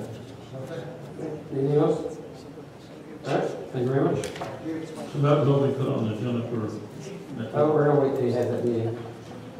Give his information on that. All right, move to senior committee. Let's skim through this a little bit. Senior open activities still happening every Friday from 12:30 to 3:30 p.m. There's no meeting membership or dues required, but refreshments are served. Let's see, the chili chefs are wanted for the committee's 8th annual chili cook-off. There's posters posted outside, the dates and stuff. I think I got some other stuff in here too. The Bloom Township Next Senior Community lunch tickets are on sale for March. Appointments are being taken for income tax preparation, and other programs include basic line dance. Classes are for 4 weeks for $8. Wednesday and Friday chair exercise, free legal assistance, blood pressure screening, AARP, smart driving courses, health insurance assistance, especially with Medicare Part D and low-cost senior wheels transportation. You can call 708-754-8200. You can call the Bloom Township Senior Department, which is at 754-9400, extension 244 for additional information or services. Reminder, the first installment of property taxes are due March 1st. We've already talked about the scams, but remember, many frauds and scams are targeting seniors daily. I have a note here that says, never agree for services from unknown sources or let any unknown person in your home. Just remember that the bank, Medicare, Social Security, IRS already have your personal information. Next senior committee meeting will be Thursday, February 11th at 7 p.m. Some things if you're a senior, if you're looking for a Bloom Township seniors bus trip, some of these are pretty far in advance, so if you want to write them down in your calendars for June 30th. $60 per person. They have a buffet, bingo, and baseball. And it's with the Chicago White Sox. So we have information, make sure the flyers are over the Senior Center. Bloom Seniors presents the Myrtle Beach show trip in Charleston, South Carolina. If you're interested, this is in September 25th through October 1st. $625. It's a 7 days and 6 night event. Departs from Bloom Township. And there's a lot of events going on at the Senior Center throughout the month. So if you're a senior, we should go over there and check out the board. All right. That said, move to new business item number 6. We have item A, motion to approve regular board meeting minutes for January 12, 2016. Is there a motion to approve? So moved. We have a motion. Is there a second? Second. Got a motion, a second. Any questions or comments? Hearing none, Village Clerk, please call roll. Burgess. Yes. Jones. Yes. Myers. Yes. Hicks. No. Washington. Yes. Williams. Yes. Motion carries. Item B, motion to approve and hold executive session meeting minutes for January 12, 2016. Is there a motion to approve? Yeah, motion. Is there a second? Second. Yeah, motion, second. Any questions or comments? Hearing none, Village Clerk, please call roll. Jones. Yes. Myers. Yes. Hicks. No. Washington. Yes. Williams. Yes. Burgess. Yes. Motion carries. Item C, motion to approve special meeting minutes for January 12, 2016. Is there a motion to approve? So moved. Yeah, motion. Is there a second? Second. Got a motion and a second. Any questions or comments? Hearing none, Village Clerk, please call roll. Myers. Yes. Hicks. No. Washington. Yes. Williams. Yes. Burgess. Yes. Jones. Yes. Motion carries. Item D, an ordinance abating taxes for general obligation tax increment, refunding bonds, Series 2002A, and general obligation capital appreciation bonds. Tax increment, alternative revenue source, Series 2002B of the Village of Sauk Village, County, Counties in Illinois. Is there a motion to approve? So moved. Yeah, motion. Is there a second? Second. Yeah, motion and a second. Any questions or comments? Hearing none, Village Clerk, please call roll. Hicks. Yes. Washington. Yes. Washington. Williams. Yes. Burgess. Yes. Jones. Yes. Myers. Yes. Motion carries. Item E, an ordinance abating the tax for general obligation tax increment bonds, alternative revenue source, Series 2008 of the Village of Sauk Village, Cook and Will Counties in Illinois. Is there a motion to approve? So moved. Yeah, motion. Is there a second? Second. Yeah, motion and a second. Any questions or comments? Hearing none, Village Clerk, please call roll. Washington. Yes. Yes. Burgess. Yes. Jones. Yes. Myers. Yes. Hicks. Yes. Motion carries. Item F, an ordinance abating a tax for general obligation tax increment bonds, alternative revenue source, Series 2009 of the Village of Sauk Village, Cook and Will Counties in Illinois. Is there a motion to approve? So moved. Yeah, motion. Is there a second? Second. Yeah, motion and a second. Any questions or comments? Hearing none, Village Clerk, please call roll. Williams. Yes. Burgess. Yes. Jones. Yes. Myers. Yes. Hicks. Yes. Washington. Yes. Motion carries. Item G, motion to approve accounts payable and disbursements for January 27th, 2016 through February 9th, 2016, according to the Sauk Village policy. Is there a motion to approve? So moved. We got a motion. Is there a second? Second. Got a motion and a second. Any questions or comments? Question. Trustee Burgess. Page 3, at the bottom, tip 4, from Kane to McKenna. Is that for the presentation that Mary did back in December, or what is this professional services that's being done in tip 4? It is the analysis of TIF 2 and TIF 3 for the abatement. Oh, so, okay, so that's the analysis. Analysis of the calculation. That's what I'm saying. Was that Mary Thompson? Yes. Okay, so this is what this is how much we pay her to come out and then give the report, correct? Yeah. It's per contract. Okay, so then today she's going to present us, I guess, with a bill in March, more or less. Okay. Just wanted to know because I was looking at that. Okay. Question. Trustee Jones. With the Ingalls, occupational health, the drug screen, Okay. that's on the other page. Okay. I see that we have it twice in the same day. I was just trying to see what type of action was with that. One was for physical, one was for a drug screen. And one was for December, one was for January. For the water department. And the sewer department down low, we have one on the first two, 1.6 and then 1.6. So that's drug screen and then one's a physical. Mr. Mayor, Trustee? isn't it required to take a random drug testing from the guys? Could that be it? I thought we did. We did random drug tests and. Yes. So some of the employees have to take the random drug testing. Some of them on a regular basis they have to take the drug testing. But Kevin Weller will be able to clarify exactly what the bill is for. I don't want to give you wrong information. Any other questions? The one for December, looks like it's a new employee physical. Remember that Kevin hired someone to fill that vacancy? So the first one he asked about the physical, that's for the new employee. I just have an option because, I've been here for a minute. If you look at the heading, one says sewer department, one says water.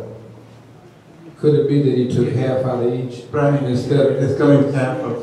That's what I'm saying. Instead of it being two different employees. Yeah, because I think that he took half out of one, half out of the other. Because $55 is not enough money.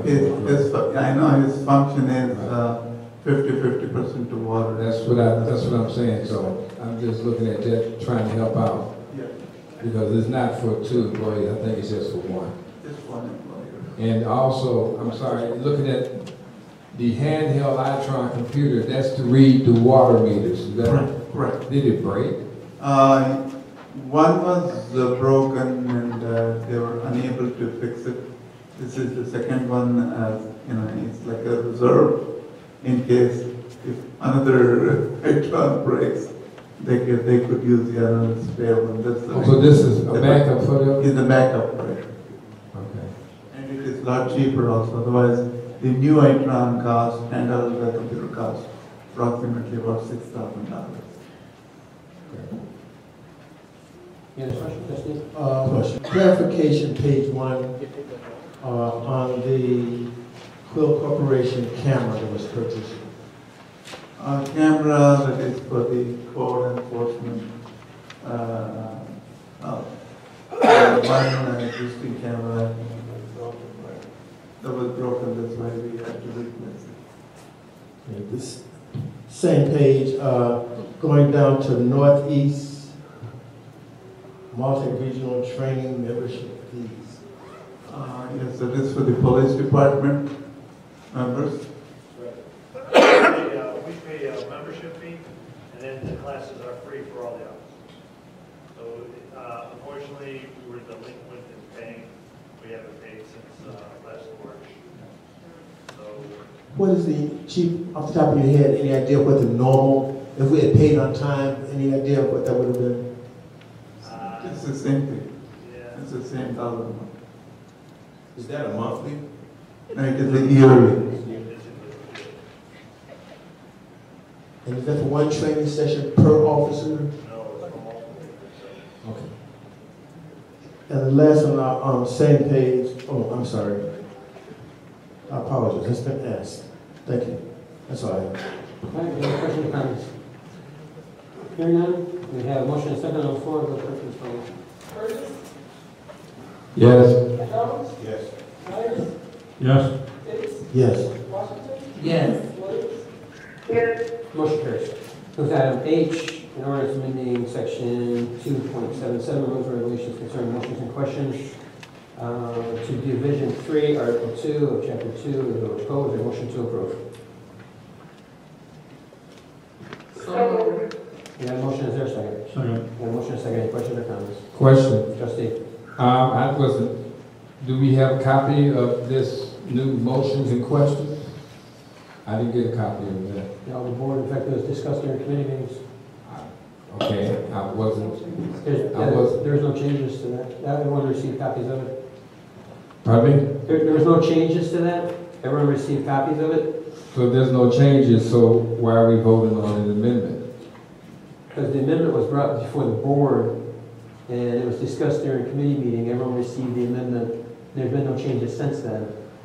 Okay, now that's what I'm asking. I didn't get a copy of this new rules and regulations. I must not have been here for that particular meeting because I didn't get a copy of whatever motions and questions that, you know, can or cannot be. I didn't get a copy of that. That's what I'm asking.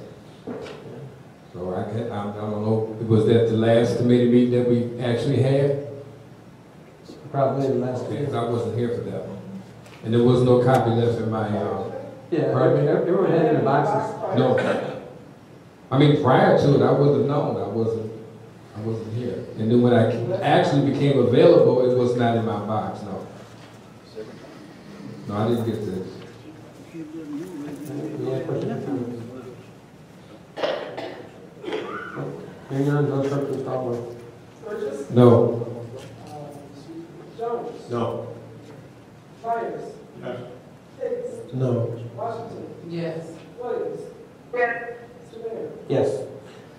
Move to item I, an ordinance approving amendment to the village, to the Sauk Village Municipal Code for the Village of Sauk Village, Illinois. Public comment. Is there a motion to approve?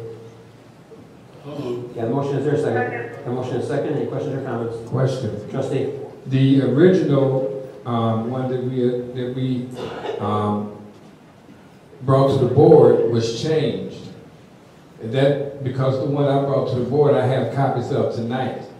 And this one that we have, that you're voting on now, has some things in there that was not in that. And I'm asking that this board consider this, put this on hold, consider this, and look at the one that we did put, and I'll pass these down. Mr. Mayor. That went back and forth to the committee. At the last time it was going back to the committee, I informed the mayor and the board of trustees that my committee is pretty adamant on the way they stand. I went ahead and voiced and called each one of my committee, and that every one of them stated they're still standing as is. I believe Trustee Williams made a motion. Let's put it out, see where it stands, see where it goes. And so it's the committee is standing where exactly where we put it at. That was at the 3 minutes and the comments on the page 2. This is about the third or fourth time this has been before the board. It was 4 times it went back and forth. Yeah, went back to the ordinance review committee 4 times. Last decision was, I think probably about 3 or 4 weeks ago, was just put it on the agenda, let the board vote it. They vote for it. It passes. If not, we continue using what we currently have. That was the comments that were made. But did everyone get a copy? No, everyone? That's the same one you pass out. Yes, it was, but the one that you voted on tonight is not this one. This is what the ordinance review committee sent back to the board. Mr.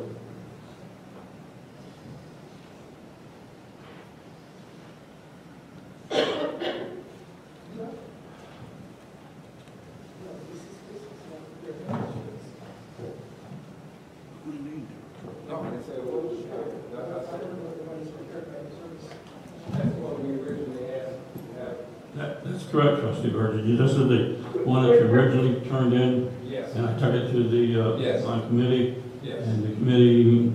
But the ones turned into the attorney was not this one. I don't know how that got, this is the one that we asked that you look at as far as ordinance committee, review committee, but the one turned into the trustees is different than this. That's what I'm saying. So I don't know how that one came about.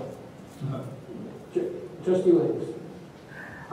The last board meeting that we had this exact same discussion because we talked about these two ordinances, the public comment and the amended one for the trustees. And we talked about that at the committee meeting when Trustee Burgess was not present.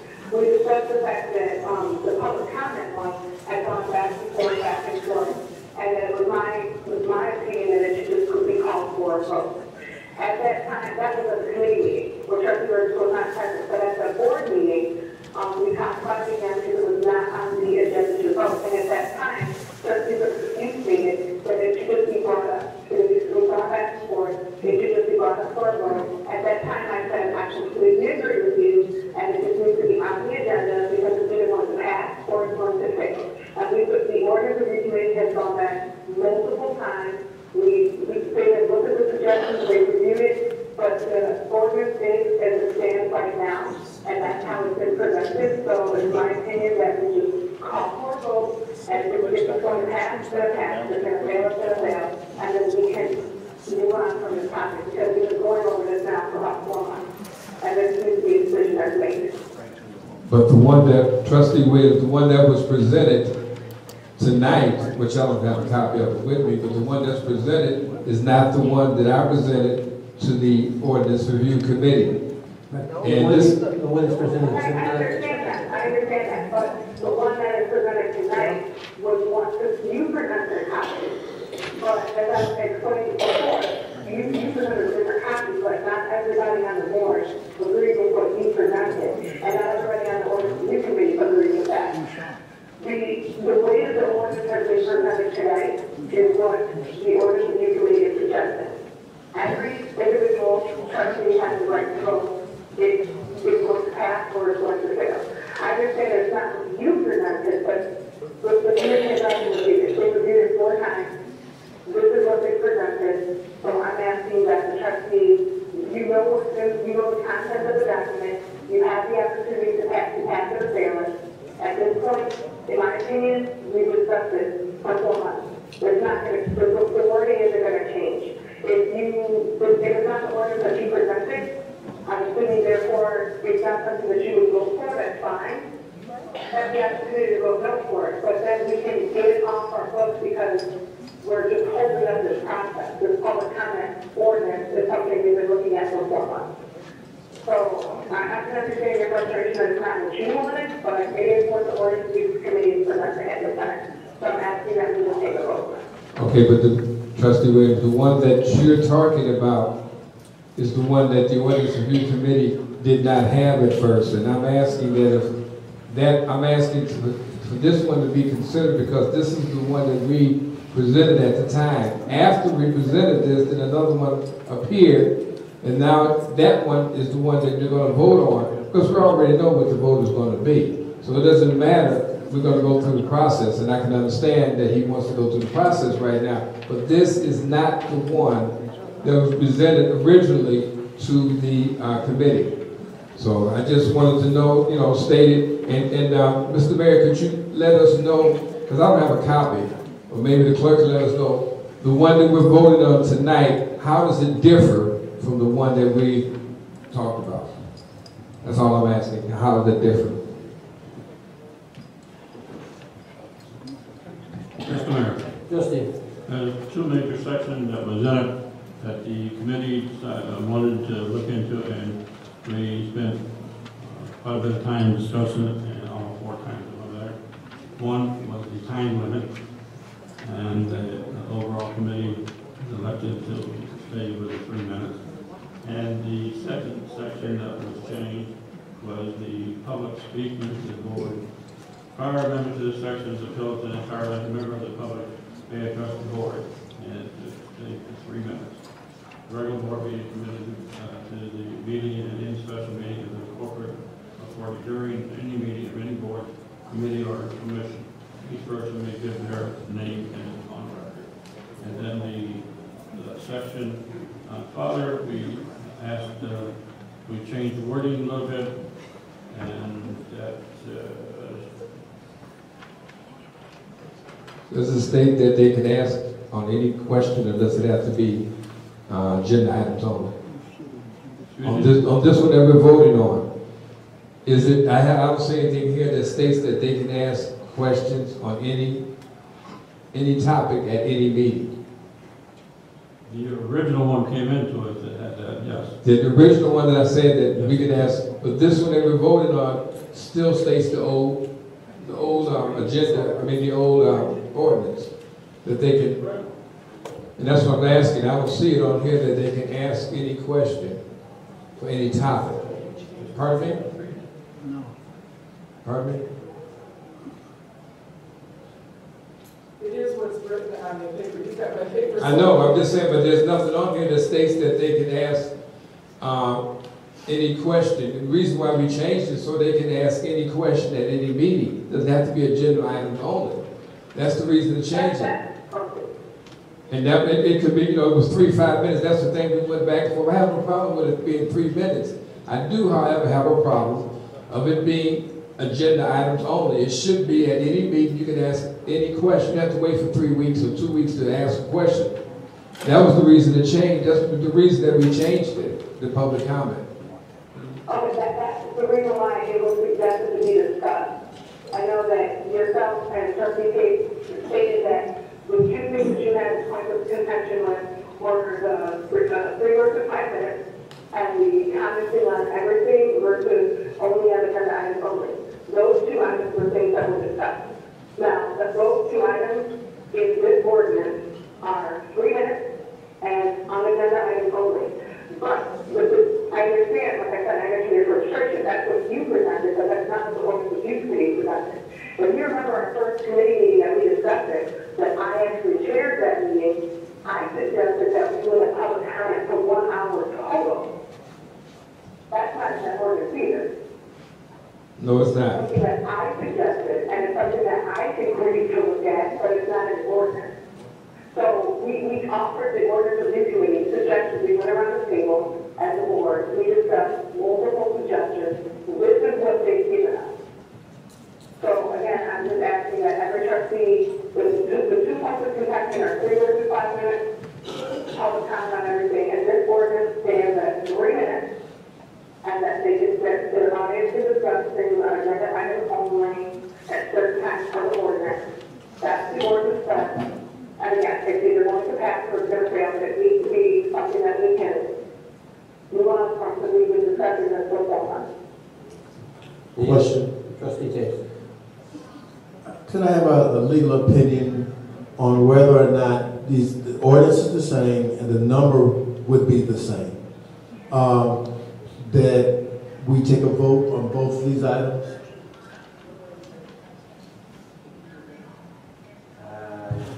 You can only vote on the one that's on the agenda. How can you distinguish? It's going to be the same number. It's going to have the same title. It's going to cover the same subject matter. It's not like it's 2 separate ordinances. Yeah, it's intended to be the one that was included with the order, with the agenda, with your packets and names, essentially identical to what it's. Mr. Attorney, how can you talk about what was intended? We only have a document on this. We don't know what your intentions were or anyone's intentions. We're just talking about what's actually before us. And I contend that it's the same subject matter. It's going to have the same ordinance number, The only thing that's changing is the two items that Trustee Myers just mentioned.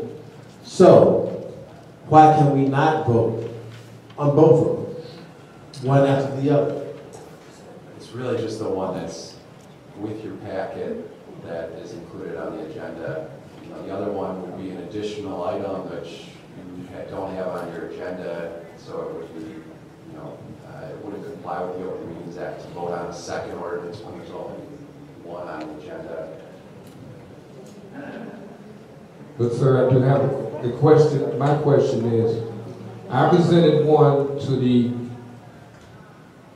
Ordinance Review Committee that we has been presented for since October. Someone chose to present this one to you guys, to the law firm, and then subsequently put it on the agenda to be voted on. That's the one that they're talking about today. But the original one was just put to the wayside and not even put on the agenda. And I don't know who made that determination, because that's not the one that was in question for the last 4 months. So I don't know how they can take what we had and change it to what they want and present that and not even present the one that was originally issued to the Ordinance Review Committee. Even Trustee Meyer said himself that this is not the one that was presented, but this is the one someone from Ordinance Review presented this one to the lawyers to look over and then subsequently put on the agenda to be voted on tonight. Mr. Mayor, One thing, just so we make sure we're clear, is what you have before you tonight is an ordinance that was sent to you through the Ordinance Review Committee. This is an ordinance that was discussed at multiple village board meetings. And it is called for a vote. So what we have before you tonight is an ordinance that was presented by the Ordinance Review Committee. That's what I said. I just stated that. And but it that's was not the one I discussed said. at a meeting, perhaps at a meeting you were not at. No, It but was discussed at a meeting there in committee. then what happened to the one that I presented to the board, I'm sorry, to the committee back in October? The committee took, I'm not going to speak for the committee, but I can only assume that the committee looked at yours and presented the changes that they're recommending. Just because you present something doesn't mean that the committee has to take it and put a rubber stamp on it. I do not understand that. I believe me, I understand that very well. But I'm just asking, why the one, how come, who made that decision not to, because we did this one back in October, who made that decision not to recommend or put that and give that to the lawyers rather than to give both of them to the lawyers? So who made that decision not to give the second one to the lawyers is what I'm, Because, I think I got Trustee Myers before you, but real quick is, when an ordinance is presented, it goes to the Ordinance Review Committee. The Ordinance Review Committee reviews it and makes recommended changes and sends it back to the board. Trustee Myers, I'm sorry, go ahead.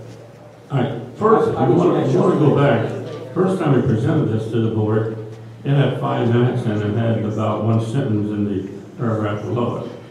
The board ordered it back to the Ordinance Review Committee.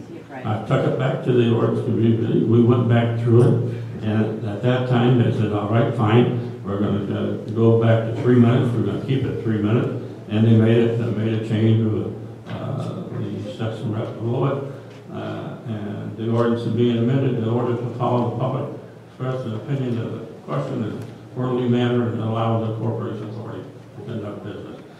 And you have to realize that if it goes in front of committee, your committee, if you make changes in your committee, you're going to tell, if it needs an ordinance, you're going to tell the ordinance or the attorney to write it that way. That's the way we did it. We submitted it, we talked to the attorney submitted the draft, we approved the draft, and we brought it to you guys, it's in front of you. I mean, what is there not to understand? The committee itself made an overall decision to keep the 3 minutes and change it on one section I just read. And that's all I have to say on this, Mayor. Okay, so then that's what it is, that you made the decision not to include, I'm sorry. No, go ahead, I mean, I was talking. Okay, what we're voting on now, is this for residents to be able to have 3 minutes to talk about what's on the agenda items only, like it is right now, or for residents to have 3 minutes and be able to talk about any subject at all board meetings. This is the 3 minutes, and during regular board meetings, the agenda items are. Okay, so it's as it already is right now, the first and third, whatever they want to talk about in the second and the fourth. So we're voting on that right now? Okay. Trustee Williams, I know you've been waiting, I'm sorry, go ahead. That's okay. Trustee Myers basically explained and told you, Mr. Mayor, basically explained how it works. I just wanted to make sure that there wasn't a misconception that somebody, whoever, randomly chose to pick this ordinance. There was a process. The process that happened 4 times in the ordinance of this lady. I know that we've said it now for a couple of times. It wasn't just arbitrarily suggested that this goes to the attorney. There's a committee that was formed, reviewed this, and this is what they presented. And I just think that no amount of talking that we do here tonight is going to change it. It's either going to be, it's either just a motion, second. So either the people who made the motion in the second are going to, I don't need one of those, but I'm not going to remove them because mine. And, or it's going to be voted up, and if it's going to pass, or it's going to fail.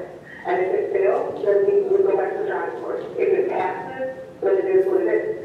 But this is not something that was just hand picked. This is something that the board went through at a committee meeting. We passed our suggestions on to the board of review committee. They brought 4 different versions back to us because we kept suggesting different things. This is their final version. I'm asking, as co-chair of the ordinance review committee, that we just take a vote on this so we can stop kind of talking about what there's to do to me that's taken this one time to do this. They've done it 4 times. So, Mr. Mayor, I'm asking that we take a vote. All right. Village clerk, please call the roll. Myers? Yes. Hicks? No. Washington? No. Williams? Yes. Burgess? No. Jones? No. All right. We're done with it now. All right, so we continue doing what we're currently doing. So this is an amendment. Why not just take the one that trustee Burgess, that's my earlier conversation? Since it failed. May I finish?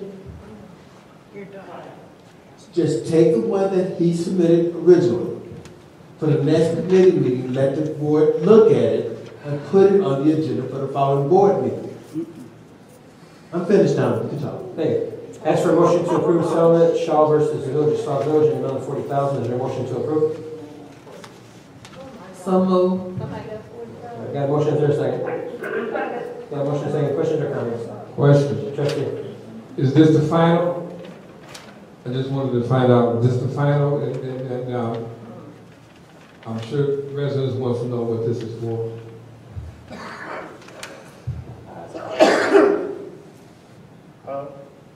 Use the mic. It's a final settlement. For what?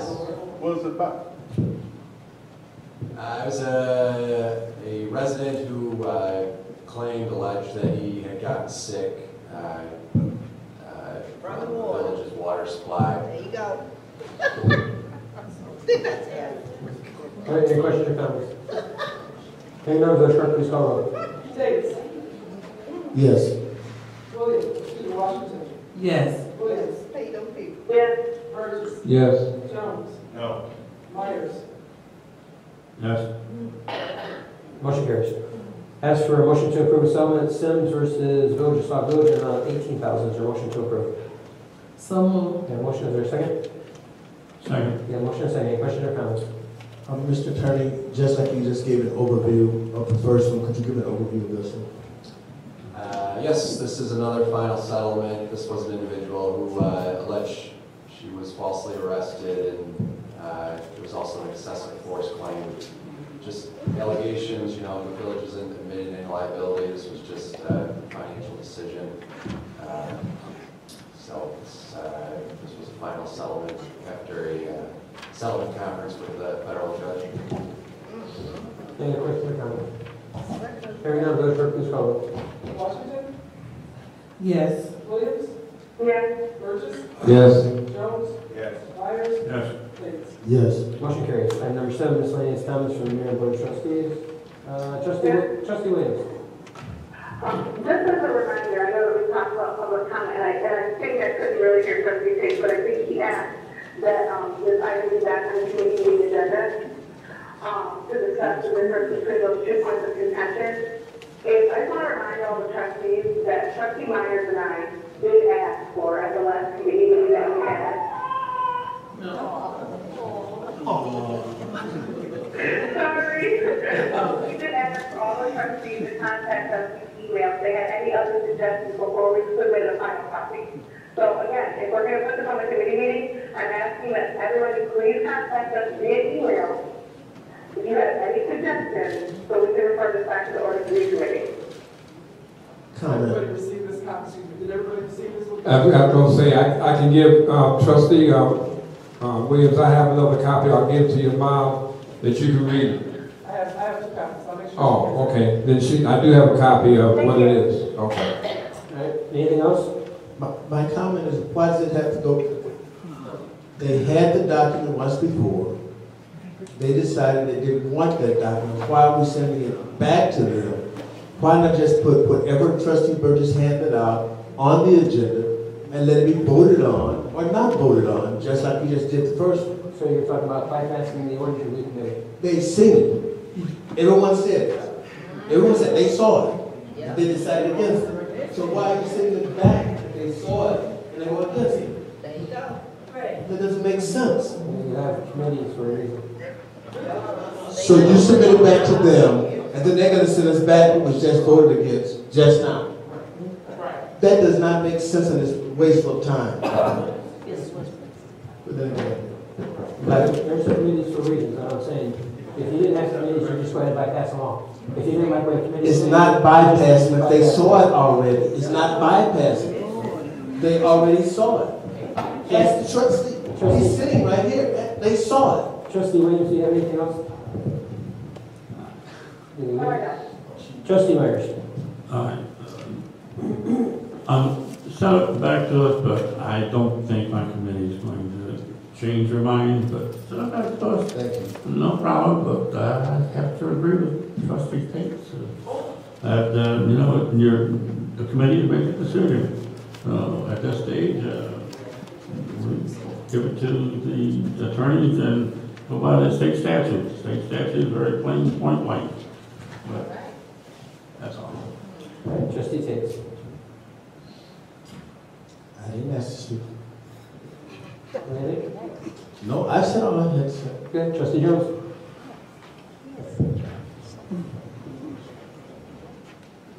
Just a reminder of the Parks and Recs open gym, February 27th. Look out for the flyers, they'll be coming shortly. And to JW, I don't have a key to the back. My only way in here to even get into the building is through the front door and through this door. That's the only way I could get in here. I have no other keys to get in, so just to let you know. I gave you a key.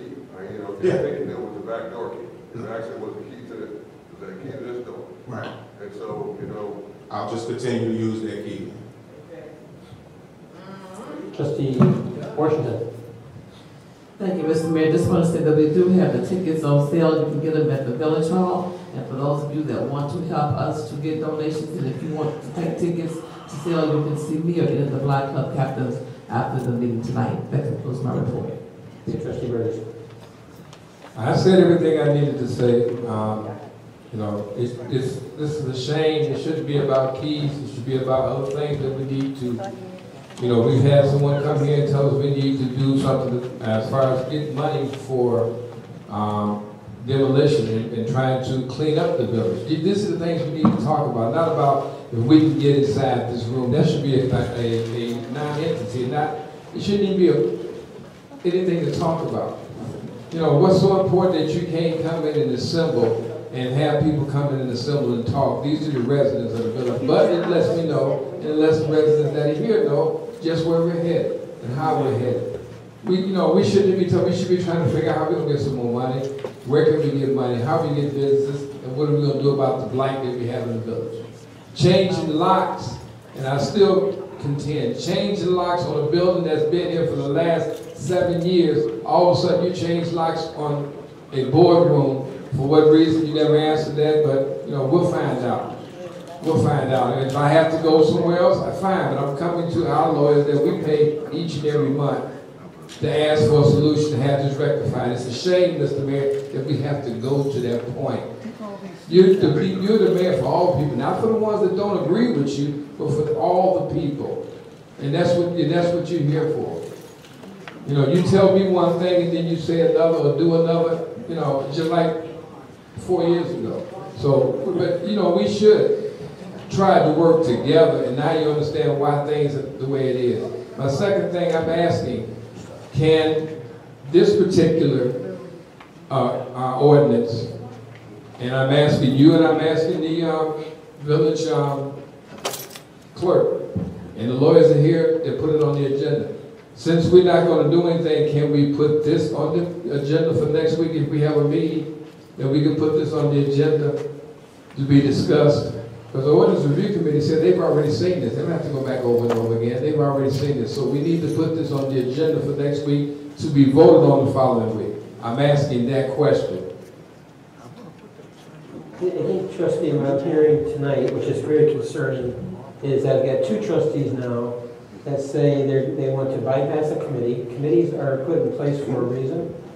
Mr. Mayor, please stay quiet. I never said anything about bypassing committee. If, down in Springfield, make my statements correct. If they bypass committees, committees are there to come back with recommendations for the board. So, to say that we're going to review it and vote on it the following week, I'm not going to say yes to that, because what you're saying is, I'm going to present it next week, and then we're just going to vote on it.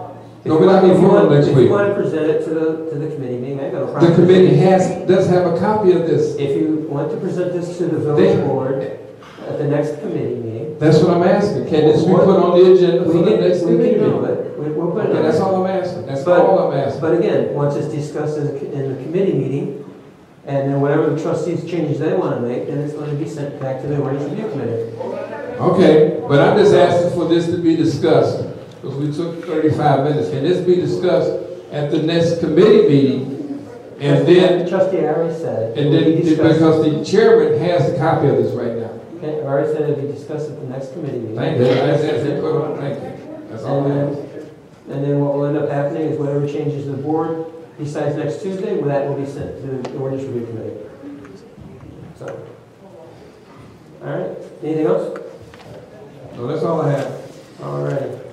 List of things here. Let's see. First of all, before we lose her off the phone, congratulations to Rosie and your child. Wish you the best.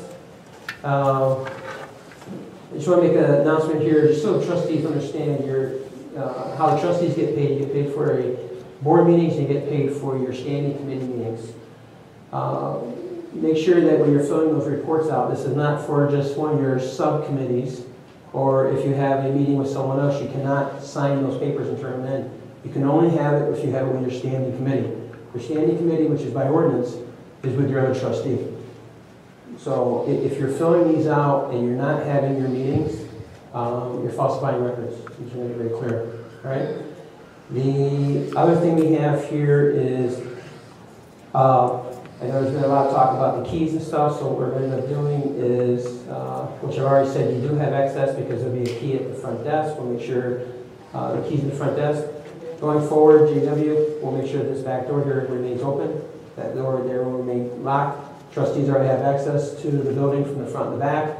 You can always come to this back door and you can walk over and open the doors yourself. If any trustees come through here, which will be on camera, it will be your responsibility to make sure that you lock those back doors and leave that door open. We'll keep an eye on that door. I want to know if that door gets closed at any time, who closes it. All right? Could you make sure I get a key, since I don't have keys to anything? So, you got keys? And then, first, let's see here, this Saturday, Meet the Mayor, we're going to have a meeting out there in the hallway. So anyone wants to come I'll make myself available from 9 o'clock till 11 o'clock. If anyone wants to come and kind of talk about what's going on. The other thing is, let's see here, there was some talk about the posting of the agendas. Last week we had a meeting, however, there was a formal complaint that was sent to our FOIA officer in 2 emails. One came across at approximately 7:01 on Sunday, another one came across approximately 45 minutes later in a formal complaint saying that it was not posted. However, when we pulled the videos, we did show that the individual that sent those emails was nowhere near the village hall or nowhere near the postings. We checked the whole entire time. We know exactly when they were posted. We do know that the seniors were having an event. Someone was called from the seniors because we were concerned if maybe someone did get in here and removed those agendas. So you do see the senior going and taking a picture of the posting. It was still there at approximately 9 o'clock. So we were not able to get all those videos pulled until after last Tuesday's meeting. Now, if we could have had all that information prior, we would have had a meeting last Tuesday. But to give you an example, there's a lot of costs whenever there is an allegation, or if anyone says that we've broken an Open Meetings Act, costs, because we have to get the attorneys involved, because the Attorney General is involved. We just got an Attorney General Open Meeting Act violation from a trustee sitting on this board. So it's, again, it costs you, the residents, money, because we have to get attorneys to make sure were we in violation or were we not in violation. We were unable to get the information to show that we were not in violation until after the meeting would have been held. I think we got the information on Wednesday morning when Gerald was able to pull those tapes. So we are looking into, the village clerks that we're making sure that the information gets out there.